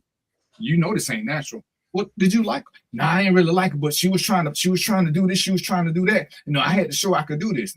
Because again, we've told ourselves that certain things can't be said out loud by men. Let's see. Uzi says, in a marriage specifically, how do we measure nature versus laws that don't align with nature? And I think, which part did you come in on? And we're talking about you can't make your wife, or she can't make you have sex strictly because of the marriage. You can't use a power dynamic to get it. So we're not really talking about the law so much as the definition, sir. Because if she doesn't want to, she has a headache. As a husband, does that mean she still got to? She got to, because everybody been married. In the marriage vows, there's nothing that says I will have sex whenever my partner wants to. So what's the expectation? And that goes back to having a conversation. Too many of us have gotten comfortable not using words. I have a teenage son as well, and I tell him, I say, I don't care what YouTube, social media, TikTok tell you. If you like a shorty and you want to kiss her, don't just turn around and kiss her. Talk about, oh, be romantic and spontaneous. No, use your words. Listen, I love if I could get an opportunity to have a kiss with you. That ain't hard to do. And it's the same in marriage. If the temperature's rising, it's a lot of creative ways that you can ask for consent and make sure that you and your partner are on the same page. Listen, baby, you make me feel a certain way, and right now I'm with it if you with it. And if she say yes or he say yes, it's up, baby. Let's get to it. We finna tear this room upside down. I'm trying to put you through the mattress. If it's a true yes, that it's simple. The laws, even though a lot of them are very loosely and vaguely written, are for folks that don't want to adhere to the yeses and the nos. Hey, so let me throw this out there. This is really for you, Bowtie. You know, I'm pretty sure you got some experience with what I'm about to say. That's why I hear your thoughts on it. But this is about me. 17, right? Actually 16. We're in the club. I'm with an older dude, right? He said, yeah, man, that girl over there is checking you out. Go shoot your shot, man. So I went over. I tried to talk to her, this or that. All right, she wasn't feeling it. So I went back. And I told the older dude was like, hey, so what happened? I said, yeah, she said no, she ain't interested. You know what he said to me? You gave up too easy. You know what that set a blueprint for? That set a blueprint for everything else. So I want to hear your thoughts on that, because now I'm translating that into don't give up so easy. Keep trying, right? And now I'm doing the wrong thing in different situations. Do you teach about that? You got any thoughts on that? Yeah, I mean, so the thing of it is once again, I believe in being as forthcoming and transparent as possible. So if she said no to you, you did the right thing by walking away. Now, where a lot of our forefathers and elders were ill-advised is that they believe that it's exciting to continue to chase somebody that says they don't want to be chased. Yeah. Game. I didn't play them reindeer games with my current wife, and Lord willing, we stay married forever. But I don't play them reindeer games with women. If I say, hey, I'm interested in what you got going, are you interested in what I got going? And Shorty say no, well, Shorty, that's just it. I don't know, gang. I know I'm amazing. So if you ever change your mind, beautiful, you know how to find me. I ain't hard to find. Look me up, Jeremiah Bowtie Woods. I'm online everywhere. If you're looking for it. It's the same thing. You 17 in the club, it's other women in the club. So if she's not interested, then look, we're not gonna play them games, because that sets you up, like you said, for other things. Because now you think every time she says no, that's a signal psychologically to pursue harder, to do more. And then when it comes time for that moment, and we in the hot and heavy, and she says, oh no, I'm not ready, or I'm not into that, or whatever the case, you already psychologically have trained yourself, oh, that just means I got to be a little more persuasive. And that's how predators are built, bred, and born. Yeah. And let me say something about that, because I had to have a conversation because I hate all these posts that tell men to try harder, because you're telling somebody that you said no to try harder. You are sending the wrong message. Because when I give the example of, and we're gonna keep going old school, your grandmama wasn't fast. So when your granddaddy was trying to flirt with her, she wasn't giving her, but she would make him a pie or something, giving him, hey, keep trying. I just can't be easy. When these women are saying no or whatever, when you say no, don't expect the guy to keep trying. Oh, a real man go after what he wants. No, a real predator goes after what they want because they're hungry. And I hate when women, I hate every time I see these posts telling, oh, a man ain't gonna give up. Like a man gonna go after what he wants. You're telling guys to be predatory. You're telling them to be predatory. Once you tell me no, I had a girlfriend when she told me no, and I was like, all right, cool. And she said, "You gonna give up just like that?" I said, "Yeah, I'm not trying to go to jail. I'm not trying to go to jail. Once you say no, we're done for the night. You can't even change your mind 15 minutes later because I don't want no shit. I've seen this happen. I've seen. Now you're gonna have to be like an inmate. You got to sign this permission slip saying, "Hey, I said no in the beginning, but I freely change. I need a whole statement because we're not gonna get into this because I said, did she tell you no? Well, yeah, I thought she was playing, and I can joke about it in hindsight, but I'm like, shit, hey, break out the camera. Say on the camera that, hey, I want to have sex with this dude. I was playing a game. We're going to film this whole thing. So if you feel like saying no in the middle of it, we got all this tape. Because I'm not willing to go to jail on some BS. And it's just like, once you see certain things, and, we can laugh at how bow ties present this, but in theory, that's just the best way to present it. If you know you're feeling like that, you need to go on and say something. Because we're adults. We're adults. Sex, this ain't Jerry Springer. Sex don't just happen and didn't nobody see it coming. Hey, this is what I'm thinking. How you feeling? Do we just need to cut this off and prepare for another day? Whatever.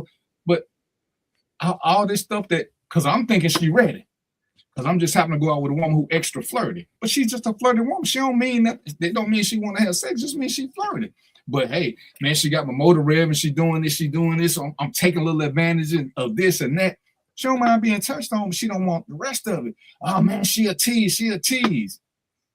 What that mean? And I'm sure that's why women reflect and they keep saying, "What did I do? What did I do? How did I cause this?" And it's not that. It's not that. It ain't. And so I gotta. Oh, go ahead, both. How about? I just want to address two things I saw in the comments, if I can. Go ahead. So somebody said bills must be paid. I don't want to. I can go 0 to 100, so I don't want to misinterpret what the statement is. But if you sleeping with somebody to pay your bills, there are terms for that. And if those are the terms you operating under, once again, be transparent. Listen, shorty, I ain't in love with you. I'm paying you for a service. You see how easy that is? See, we like to make things complicated. If you want to pay a woman for a service, there's plenty of women out there that are selling a service. Now, whether that service is legal or not to be sold, you have to. However, if you just want to buy a service, go buy a service. If you are starting a relationship with someone because you say we're gonna be a team and we're gonna build together, then that's an entirely different thing. But if you just paying bills for individuals that need bills paid and you're doing that bill the use of sex, then there are terms for that. And you could just do that, but it's too hard to go find someone who's selling it and pay them what they charge you and go on about your day. And now, let me give you a little context so you understand. Because at first he was talking about what about a husband and wife, nature versus law. And okay. And his statement was, he don't get to pick when and where to be a provider. So, and I think that's where he's going. I'm trying to get him to comment a little bit more. And I'm like, dude, you do. We get to call in sick from work. So just because you're the provider, we already that's actually being manipulated to get the sex. Then if that's the whole reason, it's because you provide. Because unfortunately, bro, I love you, but I gotta provide for me anyway. So if I gotta pay to stay here, her staying here is just a bonus. But if she don't want to have sex, even as my wife, my girlfriend, my whatever, hell, we don't have concubines no more. We can't use that to make them. We can't use that to make them. Okay. Yeah, and men do desire sex more than women, but does that mean does that mean the woman gotta give in? Go ahead, Bowtie. I see the comment referencing if you desire. So again, this is a conversation, right? They have pills, they have doctors, they got all kind of things to help women increase their libido and help men increase their sexual drive. So if that's a problem, then let's address and work through that in our relationship. Now, if you want to have 3 or 4 different types of cookies that you snacking on in the middle of the night, that's a conversation. Because there's some people that don't mind if you have your cake and your pie and your popsicle. You just got to find the people that's on board for you to be able to do that. Everything is negotiable and can be worked out if both parties want to do that. But just too often we take the cop-out route and don't want to have conversations in order to fix the things that might be a hindrance in our relationship. So if your sex drive is higher than your wife's, then let's figure out, well, hey, baby, how can we increase that sex drive? If you feeling me and I'm feeling you and we in this thing for the long haul, let's see what's going on. It might be as simple as she just need to eat more green beans at night.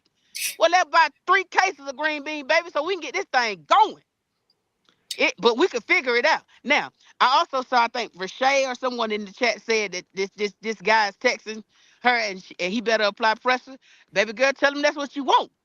Cause I don't know nothing about the guy, but I know me. If I know if my wife tell me, hey baby, I want you to apply a little more pressure, say less. It's up. I just need the green light. But if I don't get the green light, I'm gonna proceed with a yellow light with caution. Slow and steady wins the race. Cause I don't want to go too fast and mess up a good thing, and I don't want to go too slow and not ever get a chance to start. But if we communicate, we can gain consent and we'll keep ourselves from committing crimes. Look how all 3 of them C's work together. God Almighty. Communication will lead to consent that'll keep you from committing crimes. God dog, I might need to put that. So I got a question. Get it, God Almighty. Boy, DV, we cooking today. Let's get it, baby. Triple C in the building. Go ahead, Mark. So I got a question for you. You said that, you know, coming out the gate on the first date you meet somebody or whenever you meet them, you should talk about sex and consent and things of that nature. But it's also all men think about is sex. So we meet somebody new. How do you just jump into a sex conversation and scare them off? If that, you know, it may be even you trying to build something, but you need to spend some time with them. It's possible that sex happens. But how do you get into a sex conversation when women prefer that you not talk about sex when you first meet them? I'm sorry, And I don't think he's saying I didn't hear you a little bit. I didn't hear a little bit of what you said. I don't think he's talking about when you He's first meet saying him. open communication. That's on the date. No, he Mark. said You're not gonna do this over the first phone. time you meet him, if you know. Right. But how you do should be doing start some of this this over the conversation phone. about sex? But yeah, but first thing women say is don't talk about sex so soon. Why men always think about sex when they meet you? So how do you start this conversation about sex when it's frowned upon? Well, you started if that's a priority for you. So if that's not what you're trying to get out of the first date, then cool, don't talk about it. But if that's exactly what you're trying to get out the first date, I don't care whether you want me to talk about it or not. We got to have this conversation because I can't garner consent if I don't know. And that's that I'm glad you asked that because that's a great question. So if when you see somebody, let's go with the scenario. You see him in the club. We in the club. Oh, and the music is thumping. Bow, bang, bang, bye, bye. Oh, we moving and grooving. And I like the way you swinging that thing. And I come up to you. If I'm intending on, hopefully we gonna have some drinks and I'm taking you home, then at some point that conversation needs to be brought up, whether people like it or not. Now, if my intention when I come up to you, if we keep that same club reference, is I just want to get your number. Hopefully we can go out on a dinner date, get to know each other a little more, walk through the park, whatever it is. And through that course of that, hopefully develop a relationship. And then at some point, we're going to, obviously, if we're in a relationship, I imagine that we may lead to some type of sexual activities, then have that conversation. But the point I'm making is have some conversation about what your true intentions are. If you can be honest with yourself, you can be honest with your potential partner. But too many people lie to themselves, and so they end up lying to their partner. And Yes. don't walk around trying to swing your sledgehammer, but then act like you ain't trying to swing it. If you gonna swing it, go and say, hey, I'm trying to swing it. If you ain't trying to swing it, then say, hey, look, you cool, I won't get to know you, and at some point, I'm gonna try to swing it. But have the conversation. Yeah, but don't come out the bat saying, hey, I like you. Can we have sex if I take you out? Because at some point, and like Yolanda said, I've never had a woman who said that we couldn't talk about. What they don't want to talk about is what I'm gonna do to you. I'm gonna do this, I'm gonna do this. But at some point, the conversation gotta come up. It's gotta come up. Especially now at the age we at, everybody know what the game is. We ain't here to play tiddlywink, so we ain't here to do nothing. And if you all say that too. But at some point, you gotta have these conversations because who you dealing with? And this is how we have so much communication because everybody want to keep it 100. And the easiest way for you to keep it 100 is not to say shit. That's not keeping it 100 because you got all these thoughts. You got all these thoughts. I want this. Find out where you stand and what you got to do and where she at. Because if she ain't there with you, then you need to change your approach or change your woman. Because we can't keep dancing around this. We cannot. Like I said, you don't want to just start off saying, hey, this is what I want to do. This is what I want to do to you. This is what I want to do to you. I think that's what most of the women are saying they don't want. But hey, you know, what about this? What about this? Why say go to sleep? Well, let me. She trying to play tiddlywinks. Let me. And Mujib, when you say everybody got to, Mujib, you say everybody in a relationship got to do something they don't want to do, and I totally agree with that. We all have to acquiesce to our partner some, but you can't acquiesce criminally. If my girl want to smoke, I don't care how much she want to smoke. I don't smoke. I'm not going to smoke to be part of this. So if I say I don't want to smoke, is that something I should have to do that I don't want to do? And so we still talking about making somebody feel uncomfortable. Because do you want your significant other to feel uncomfortable just because? And I'm willing to bet that most women, most men, anybody in a relationship, I'm willing to bet we've done it sometimes when we didn't feel like it. But did we feel pressured to do it? Or did we know that we ain't been whatever? I mean, I suffer from depression. They can want what they want sometimes, but if I'm going through that, I'm not all there. Other people going through other things. So when is it? And Mo and Mark, have y'all not ever had it when you truly wasn't in the mood? Hell, and you know, like I said, because even as men, Bowtie, there are expectations of us. When Bowtie won one, it's like, yeah, he tired. He been running all day. He really wants some sleep. But she bout it. Guess what? And where are they then? Is it that he don't want to do it because he's tired, or he don't want to do it because he don't feel like it? And sometimes you have to know those differences too, I believe. You have to know the difference. Because yeah, we can do things we don't want to do, but are we doing things we hate doing? I think it's hold on, let Mo go, because Mo will forget something. We gotta get him time when he ready. I got it written down. Go ahead, Mo. Go ahead. Oh, you got it written down? I got it written down, Bowtie. I'm good, man. Don't worry about DVP. All right, so I just want to throw this out here because this is a testament for transparency. So it's 2:30. The club is getting out. I got the girl, and she down with it. We headed to the hotel, and she told me, she said, "Listen, tonight I'm not sleeping with you." I was mad as hell, but she did me a favor that night because I knew my position. I knew what I was not gonna do, and I was cool with it. So in the terms of transparency, that was a gift for me. I'll leave it at that. 100%. That's how it should operate. It really is that simple. Mo, you nailed it. You hit the nail on the head. Hey, listen, we done did whatever. The train has gone as far as the train is gonna go. Cool. Now you got two options in that moment. Okay, shorty, I'm gonna keep kicking it with you. We're gonna keep texting, talking, whatever, and maybe next time, or you gonna wig out and do something crazy and catch some charges, or let's keep it a buck. The reality of it is, people try to act confused, like they don't know how they ended up in situations, and I have a disdain for that. Right? All of our choices and actions lead to things. Right? And so there is a fundamental difference between doing something you did not want to do, but it is for the betterment of your relationship, and being coerced and forced into something that is detrimental to your relationship. So if your partner is forcing you by coercion or by begging or by whatever other means to have sex just because y'all in a relationship, that does not better the relationship. That is a detriment. So like we let's not confuse the two, because I think we all have a good understanding. If not, I can keep going on the difference between the two. My wife forcing me to use a little less salt on my meals because I'm an entertainer and I'm an executive director and I run an organization and people depend on me. I have a wife, I have children, right? I don't want to not put that salt on my fries. I want a little extra salt on my fries. I want the salt. However, it is in my best interest to not have it. That is not the same as me wanting to have sex. And she said, "Oh, I got a headache," or "I don't feel good," or "just not tonight." And me say, "I got to have it because we married." There's no external benefit to that at all. Right? And so I think that's one thing. The other thing is, I love how everybody gets coy when talking about sex.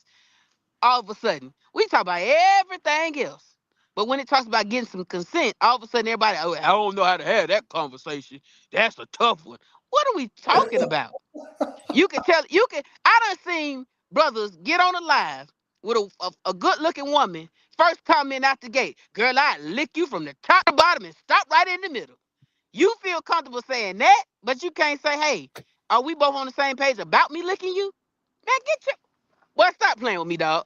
Real talk. Stop playing with me. We can't be serious. It ain't that complicated. Can't be.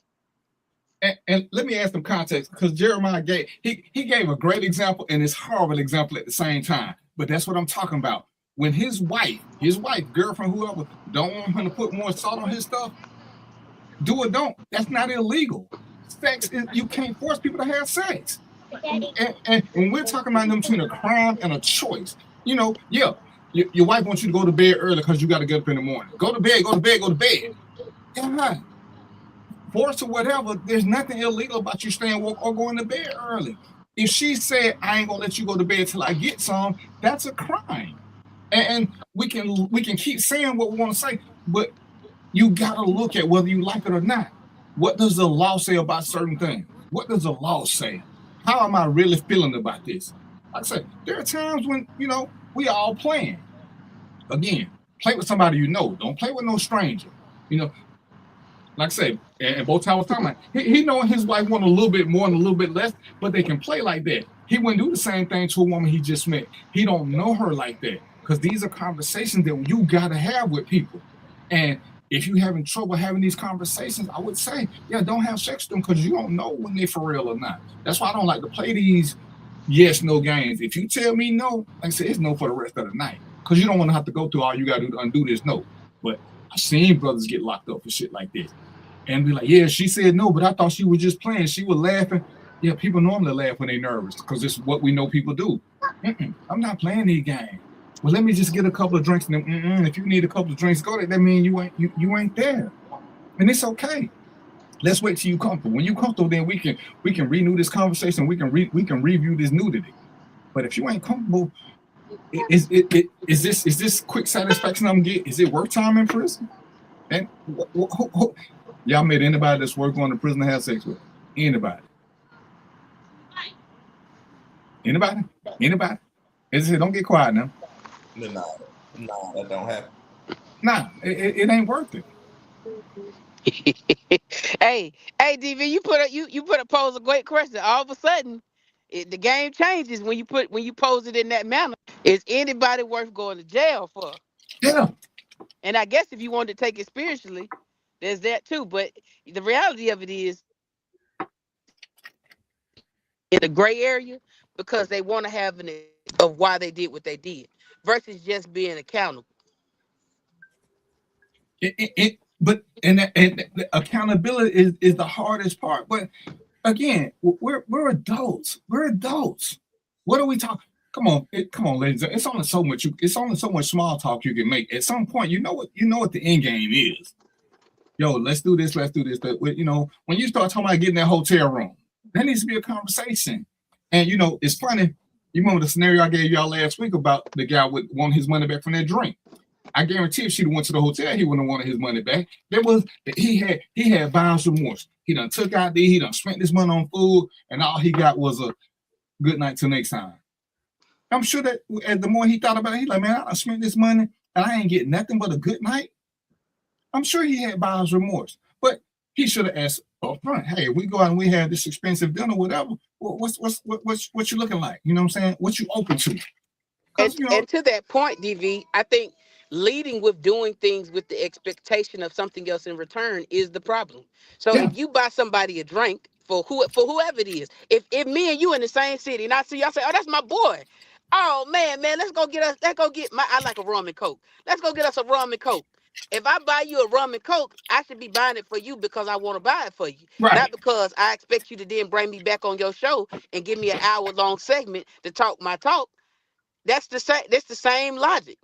But the reality of it is, once again, people don't want to have conversations, and so therefore they can never garner consent.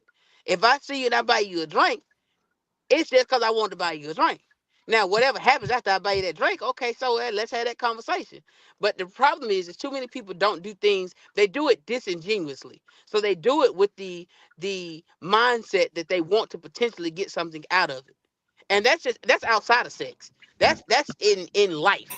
too many people do things with the expectation they're gonna get something else versus doing it because that's what you want to do, or that was the right thing to do, or it's just like when you loan somebody money. Don't loan it to them with the idea you want to hold something over their head. Loan it to them if that's what you want to do, or give it to them because that's what you want to do to help the situation or the scenario. People try to make it complicated because they throw sex in there, but it's not. And I think part of the reason they don't want to have this conversation is plausible deniability. See, if I don't ask you, can we have sex? You ain't never told me no, so I can act like, oh, I didn't know that thing what she wanted. And I get it. You're trying to have a play on words, but it's like you said. If you can tell this woman you're gonna lick her from the tutti to the fruity, you can't ask her if she okay with it. That to me is how the hell did you wouldn't have lick everything, but you can't ask her how she feel about it, if she want to have you. I'm confused. But okay, saying is sex a marital duty? We keep talking about this. Where is it in the vows that sex is a marital duty? Because I guarantee you, most men know that sex is not a marital duty. What do men always complain about? As soon as we got married, we stopped having sex. So clearly, it can't be a marital duty. It can't be. I mean, we want it to be, but clearly it ain't. So there is no duty that requires you to break a law. Both time married, his wife can say whatever she wants to. When she say, "Hey, babe, you my husband, you supposed to do this, let's go rob a bank," both time gonna be like, "What? That's against the law. That's against the law. I'm your wife. You're supposed to provide, protect, put me before everybody else." Because it say something, but it don't say nothing about breaking laws. Go ahead, both time. Let me take this with DV just to add some context, right? So when reading the Bible and we talk about some of the things that it says in there, you have to have I've done a little bit of a deep dive on some of these things, and we have to understand that contextually, when some of these things were written and said, women were not considered to be their own autonomous beings. They were considered as property. And so if you look at your wife as property that has to follow by a certain rule based on what was written in a certain scriptural context, then you have to look at the entire context. And if that's the case, that's fine, but have that conversation. But don't say, well, it's your marital duty according to the Bible. You got to sleep with me. Okay, well, that also means that she would be property. And you should have given her parents and her family a dowry worthy of the purchase of that wife. Did we do that, or we skip that part? Like, we can't pick and choose when we say we want to do something from a contextual standpoint of a religious standpoint or a book, that all of a sudden certain things become valid. Because if that's the case, then we have to line ourselves up and say, well, what are we following all the marital duties that are required of men? Because it also requires men to love their wife as Christ loved the church. So if you love your wife the same way Christ loved the church, you wouldn't want her to do something that she wasn't on board with doing. Like, come on, man. We put everything in context. We can get back to conversations. Everything until it works against us. Consent that'll keep you from committing crimes. Them 3 C's ain't going away. I don't care how we spend it. Hey, so just remember now, when you make this T-shirt, I want a little DVP. I want a little DVP on the thing. You know what I'm saying? I want my full faith in Chris. I want that came from. You got inspiration from the Random Thoughts with DVP show. I want that, brother. Hey, man, we can have a conversation about it, and that might garner some consent, but I don't know. Oh, here we go. Here we go. But I mean, and part of the reason I wanted him on the show is because he has a pleasant personality without being overbearing. Because sometimes when we hear things, when people talk too matter of fact to us, we don't embrace the message. But fellas, y'all see how these women are talking. Most of them have been through this. Like I said, a lot of guys have been through it, but our machismo won't let us admit to this. It won't let us admit to this. So, because where is the safe space for us? Where is the safe space? I've been, my first suspension, well, maybe my second suspension as a cop was because the sergeant was sexually harassing me. Just like Yolanda said, we both skinny. The doorway is 8 feet wide. She rubbed up against me, and I was like, damn, both of us skinny. Why are you rubbing up against me?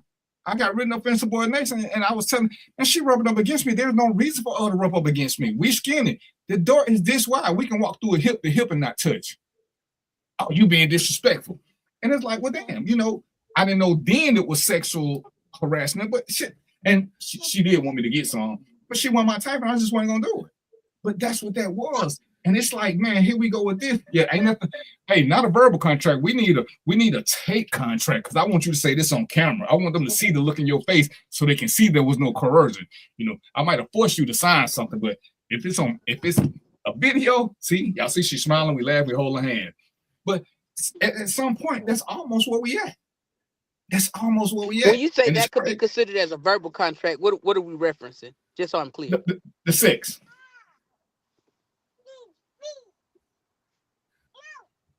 Getting married and then and because we're married, that's the verbal contract. Is that what we're talking about? She not answering yet, but I guess she talking to you. Oh, but you can see everything. Well, I had to zoom in so I could make sure I read it right. Cause she initially used my government name. She said Jeremiah, so I said let me make sure I respond accordingly so I could be clear. So that could be considered as a verbal contract. If we're talking about we both said I do, then ideally, my hope would be that before we agree that we're theoretically going to spend our lives together, we had this conversation. Because it's kind of wild to me. People will agree to have children. They will agree to buy a house. They'll get credit cards together, but can't seem to have a conversation about when it is, or create a safe space, rather, for that partner to be able to say yes or no. I don't know. I could be misinterpreted. Just let me know so I could be on the same page. Yeah. But she was talking about, if there is any confusion, I'm not opposed to a written contract. Because at the end of the day, we want to have a safe space for us as partners to be able to say yes and no without any coercion, any force, any manipulation. And if you don't have that environment, then that's problematic. My wife can tell me no any day of the week, and ain't nothing I can do but say, God, dog, boy, ain't that about a trip? Well, maybe try again tomorrow. Like I don't. That's a true safe space. But if somebody tell you no, and now you got to pout and walk around the house slamming doors for 2 hours, is it really a safe space for them to tell you no? Like, what we talking about? Well, hey, and she was talking about our shirt contract. That's what she was talking about. She finally put it. She was talking about that we made a verbal contract. Oh, yeah. Hey, man, I didn't. No, let's not consent nor agree. Let me put it in clear terms. Jeremiah Bowtie Woods, as a representative of the hands-on family, earnings. I don't need to get paid for it, brother. I don't need to get paid for it. Production after this broadcast. Yeah, I don't need to get paid. Hey, that's my random thoughts lawyer. I don't need to get paid. I just want recognition. That's all. That's all. You keep all the proceeds, brother. I'm a good dude like that. Come on, Mark, what y'all got?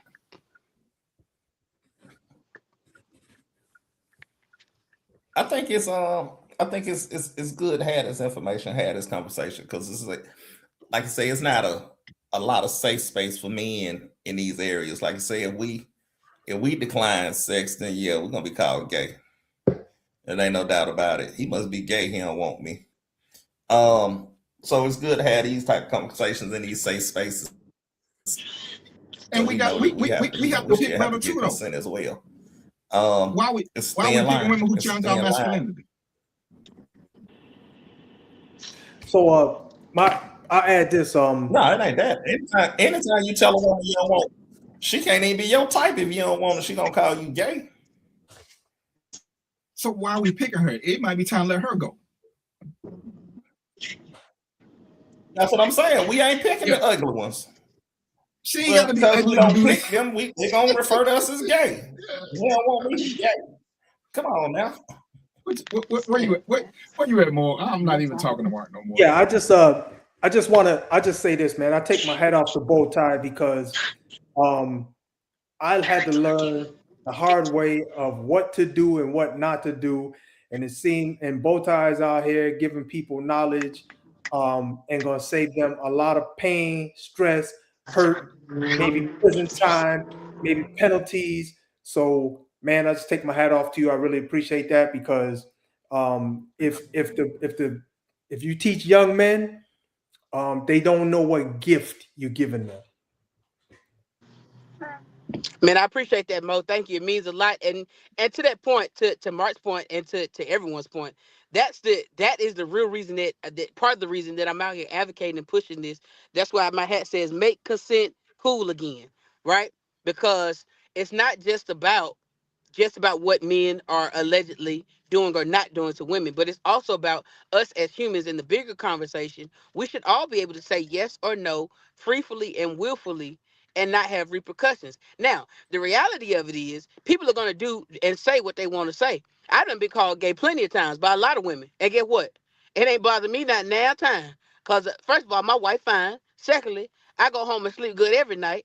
And most times I'm well taken care of. That's the best way I can say it. That's what I can say. I'm well taken care of. I sleep like a baby at night. So it's like people gonna say what they're gonna say, they're gonna do what they're gonna do. But to me, when you see those are the kind of red flags you watch out for. If I tell you something, hey, I'm not feeling this, or I'm not on board for this, or this makes me uncomfortable. If you don't have somebody that's willing to work through that uncomfortability with you, then you shouldn't get comfortable with them being in your space.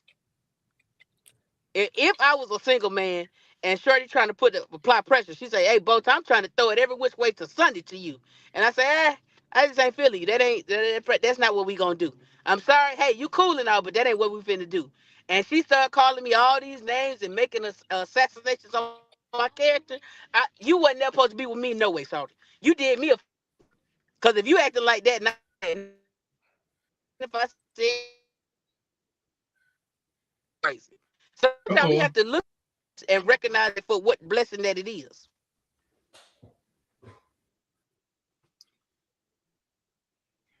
So you know what? I'm gonna make sure. Before I forget, that's true. You got an event coming up, and you take donations, and because for everybody who don't live in Georgia, there's ways to donate, and he has an event coming up. Is the event open to the public? You still with me, Bowtie? Yeah, I'm still with you. Can you hear me? Yeah, I can hear you now. All right, you got an event coming up? Is it open to the public? You cutting out? Oh, you disappeared again on me, Bowtie. Anyway, he got an event coming up. I'm gonna put it on the page. They take donations. Listen. I'm not tagging nobody. What? That shit is funny. Yeah, that shit is funny. But and it's crazy. But like I've had conversations, and I try to tell guys this what's up, and they say, "Oh man, these females, y'all know I hate that word. These females, they just be playing hard to get. They just want a brother to do extra." And I'm like, cool. Or are you willing to go to jail for this shit? Because I'm not finna do. It's only so much extra I'm gonna do. Like say, I know when we playing the game, because when they playing the game, but fellas, we gotta learn how to read the room. When that body language say they ain't playing, you gotta back your ass up and be ready to. As they say, you got to be ready to go home with the blue balls. Because is it worth going to prison for? If you started trying to hit on her and it's a big space between y'all, she not feeling you. Then she all up on you, touching your leg, talking about, playing the game, then maybe. But when they sit, y'all got to read the room. Yeah, that clock, hey, he said clock right twice a day. No. Each one teach two. But he ain't my friend like that, so But yeah, this is what we truly do have to do a better job. Nah, we don't want it's good.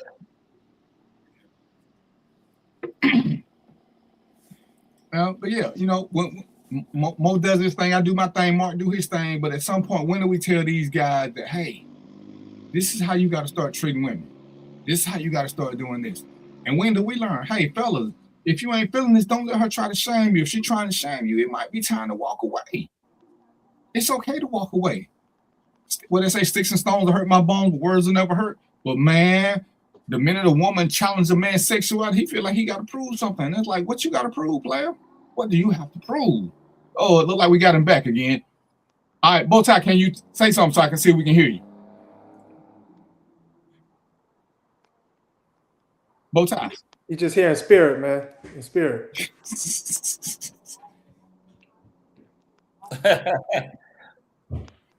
All right, well, when he can hear, if you hear, just start back talking, because we still got about 15, 20.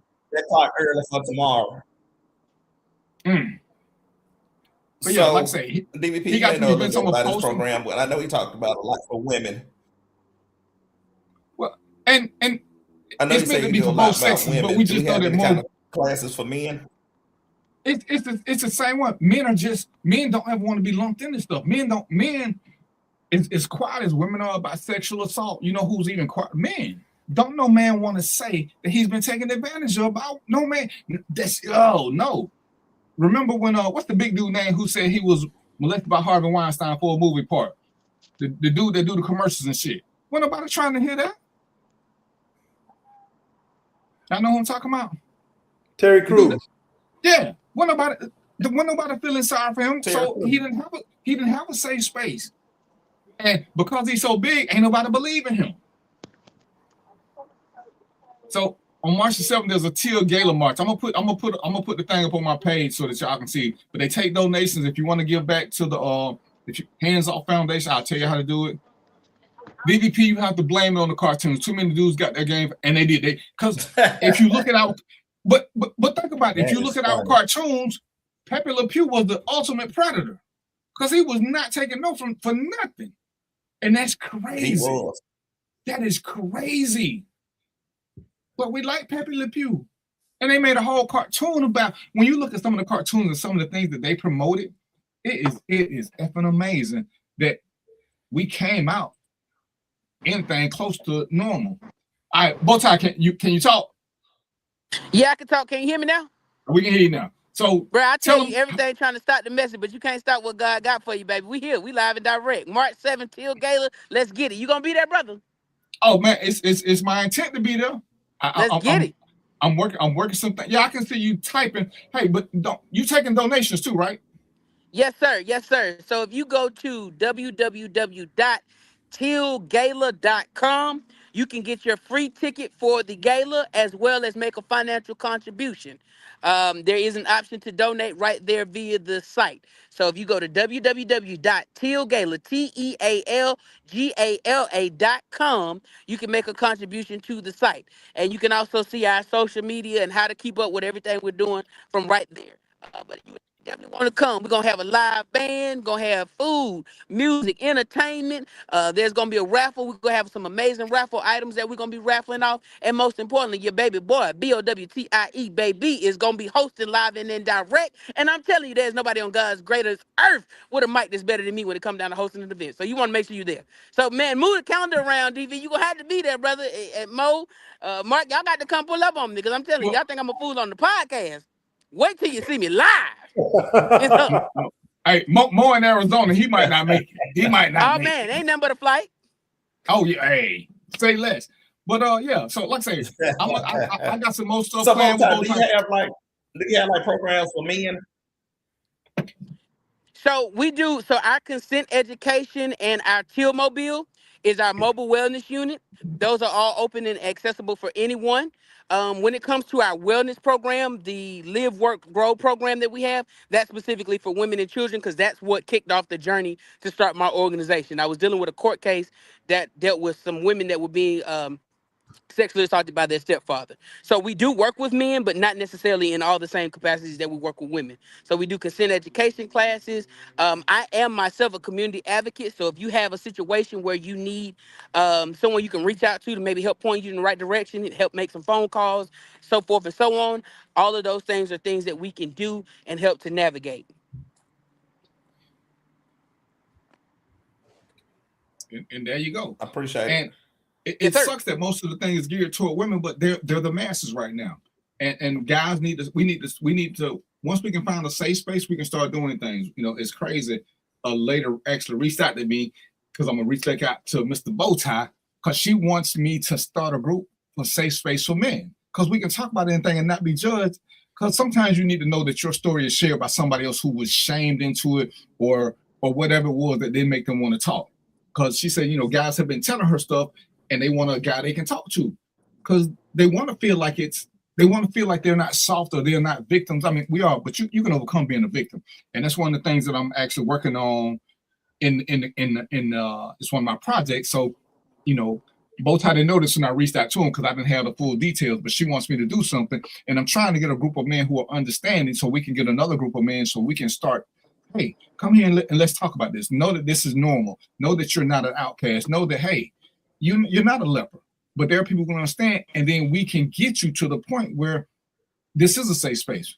This is us taking care of us, because the mental health stuff ain't coming no time soon. So in the meantime, in between time, we gotta look out for each other. We gotta be our brother's keeper. Because how else we gonna survive? If I don't look out for Bowtie don't look out for me, and I look out for Mark and so on, how we gonna survive? This individual thing, as Tupac said, the old way ain't been working. So we gotta do something different. We got to. And there's also a great individual by the name of Robert Marshall. He is, I believe, based in Chicago. He has a book, a men's group, and he does a lot of conferences that are centered around men who've been affected by some type of sexual violence, and he holds a lot of those conversations. So if I'm not the resource, I definitely can point you in the direction of the resource. If you have a company or a team, or you're the individual or whatever the case may be, you can sponsor us bringing out the Teal Mobile, which is our mobile wellness unit.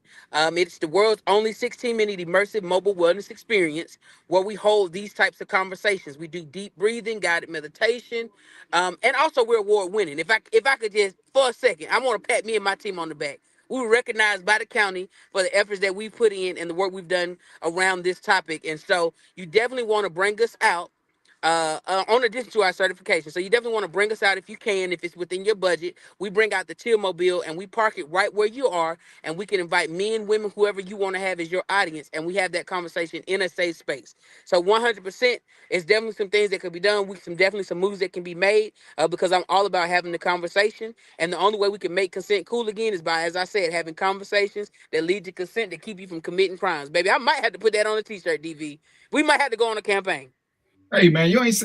Hey, quick, before we, if they need to reach out to you, what's the best way you want them to reach out to you so I can put it in? I can put it in here.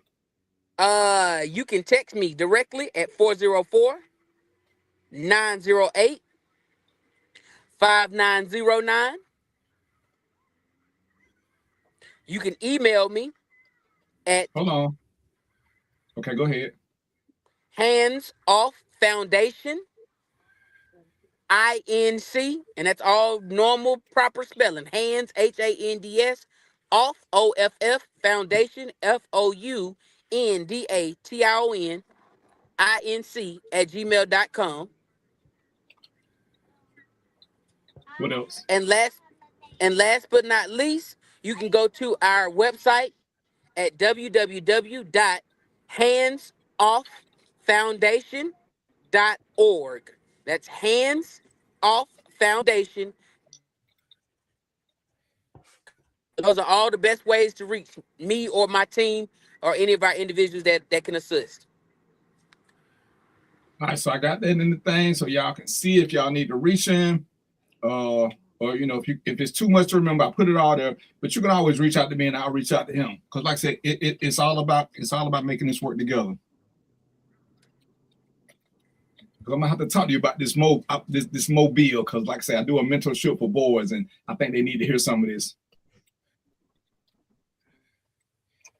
So y'all got any questions for him?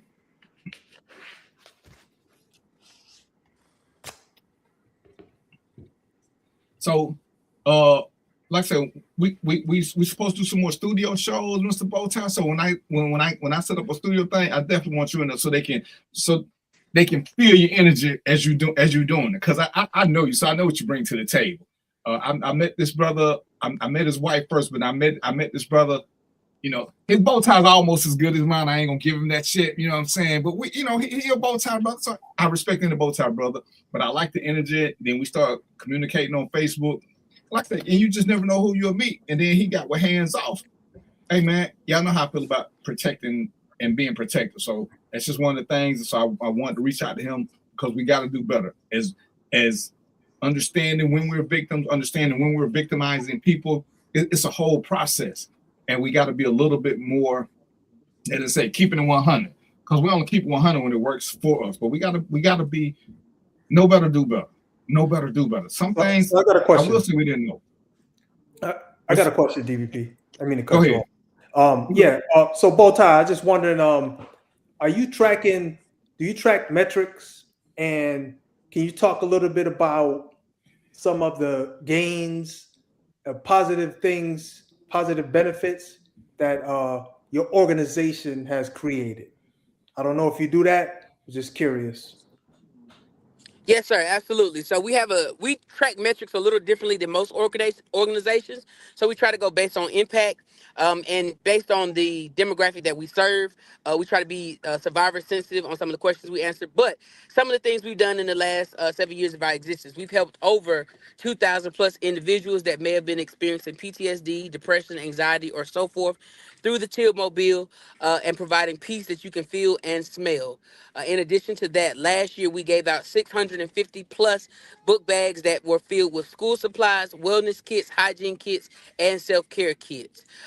We've served with over 15 plus organizations to help their employees and their staff and within the community to provide resources such as guided meditation, deep breathing, anxiety, depression, and so forth. So we do track those metrics, but more so we look at real-time data, right? So when people getting off the Teal Mobile or they're coming up to us and they're providing their stories, to us that's the biggest metric track data that we can follow, because we can actually see in real time how their life is being affected.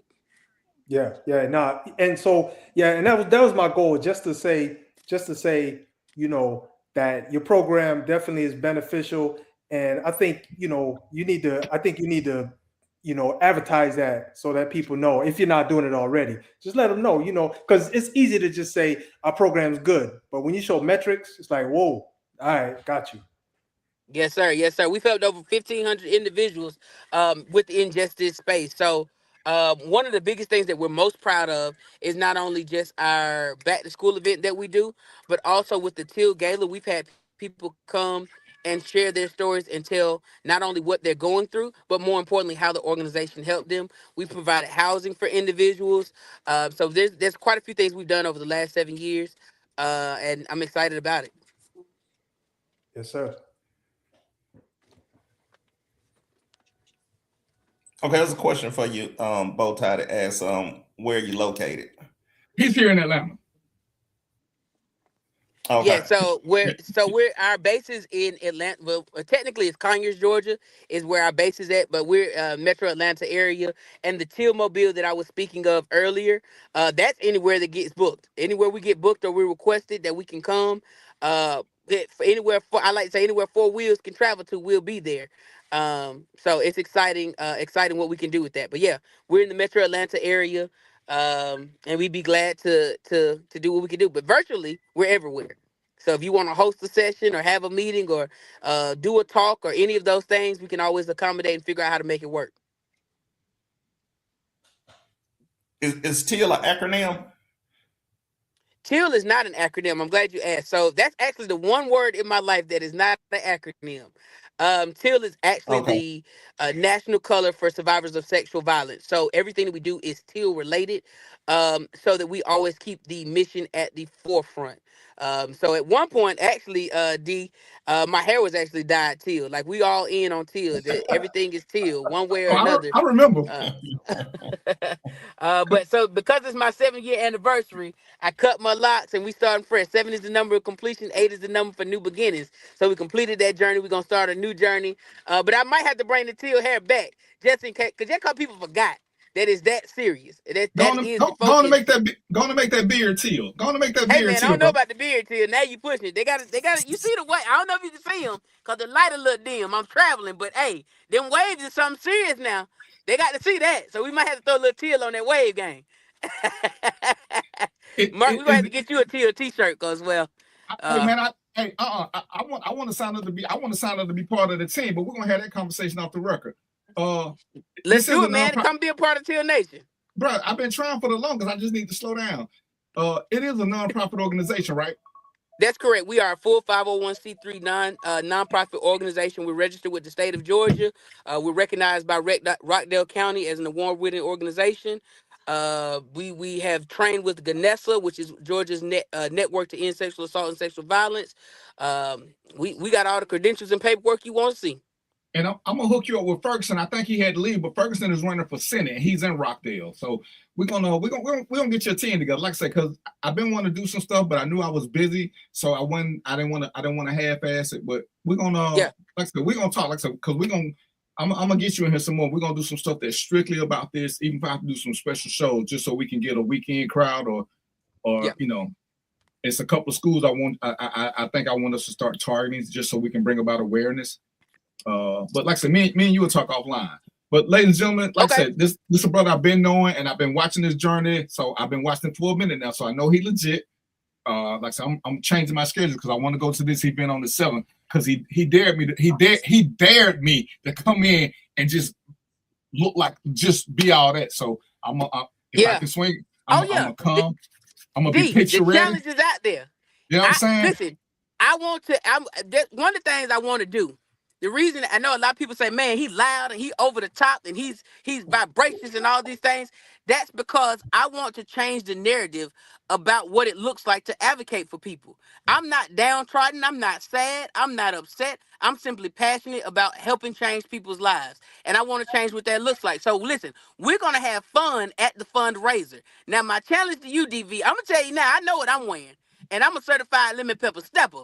So I want to see what you going to bring to the table because we coming all the way through there. I'm talking about, I'm up through there. You hear what I'm saying? So I want to put the challenge out there to you. I think somebody said they out here in Conyers as well. Come see me. We gonna have us a time.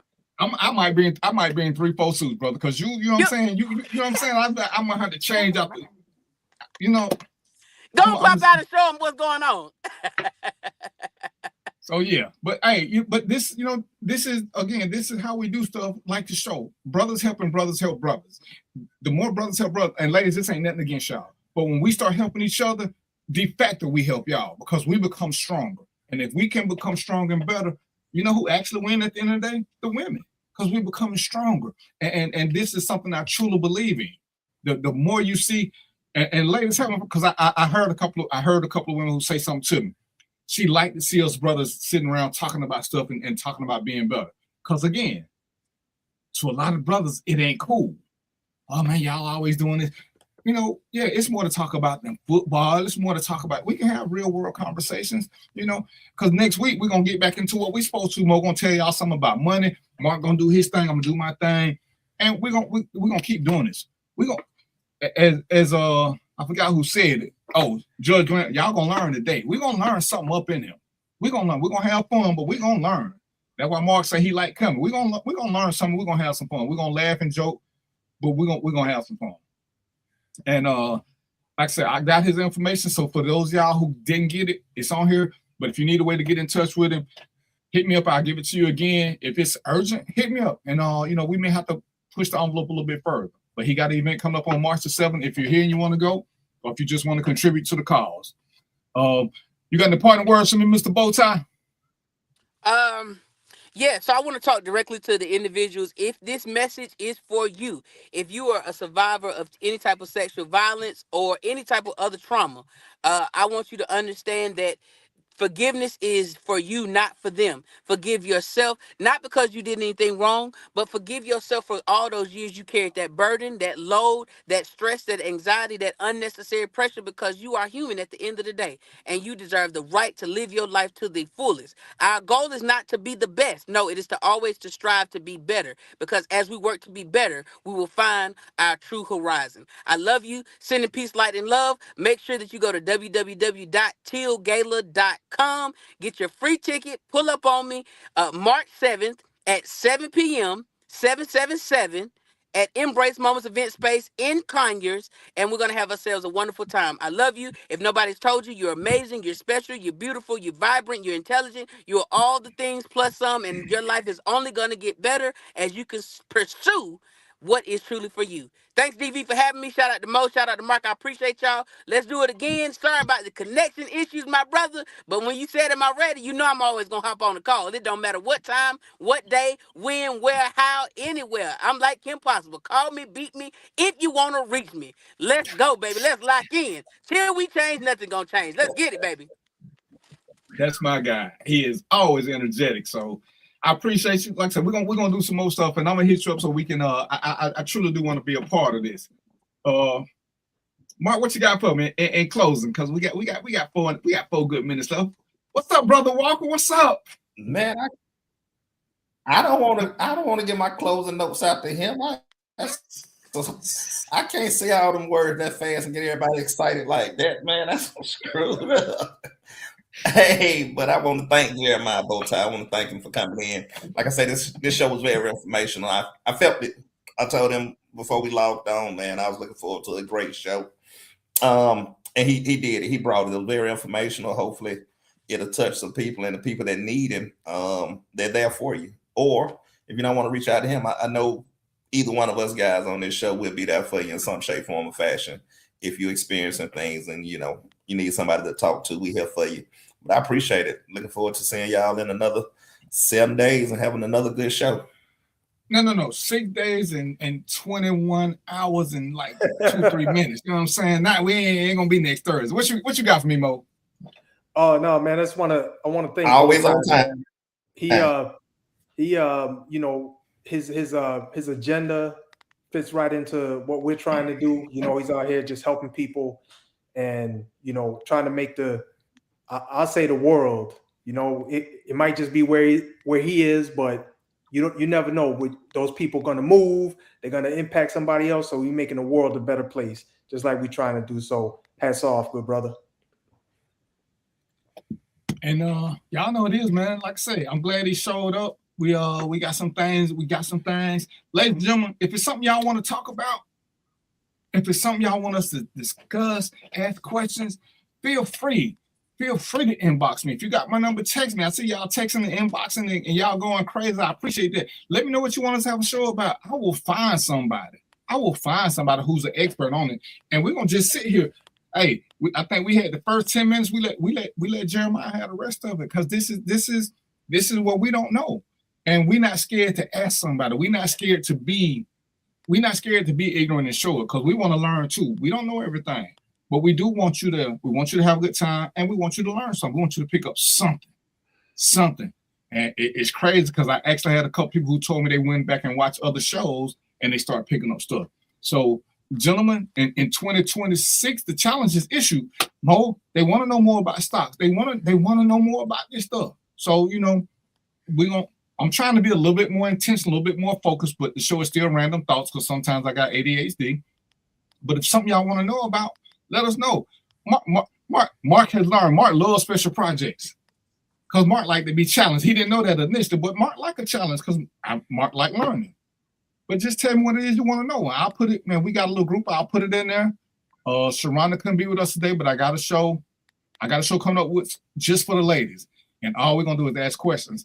Because I'm sorry, ladies, and I got Sharonda. I'm going to try to find a couple other women. But when you ask me stuff about women, I just don't know. And since ain't none of us women, we can't give you good information. All I can do is get some women to come on and we can ask them the questions y'all sending me. And we can all learn together. But if it's something y'all want to know about, it don't matter what it is. It don't matter how stupid it sounds, how crazy it sounds. If it's something where we can learn and become better people, I'm going to do my best to get it in. Sometimes I like having an agenda. But, sometimes we just play it by ear and we give y'all however the show goes. That's how it goes. So I appreciate everybody for taking time out their day and coming to Random Thoughts with DVP and my crazy friends. And I see now the only way to get Mark to act right is to make sure we got guests and he don't get to do a whole lot of craziness. So I see that's how we get Mark to act right. Cause he was already swinging at Mo earlier. Mo, get the man his book. Shoot me an address. I'm gonna get you the shirt. We're gonna make some things happen. But 2026, we're gonna have uncomfortable conversations. But Sam, I've been asking you to come to the show for the longest. Don't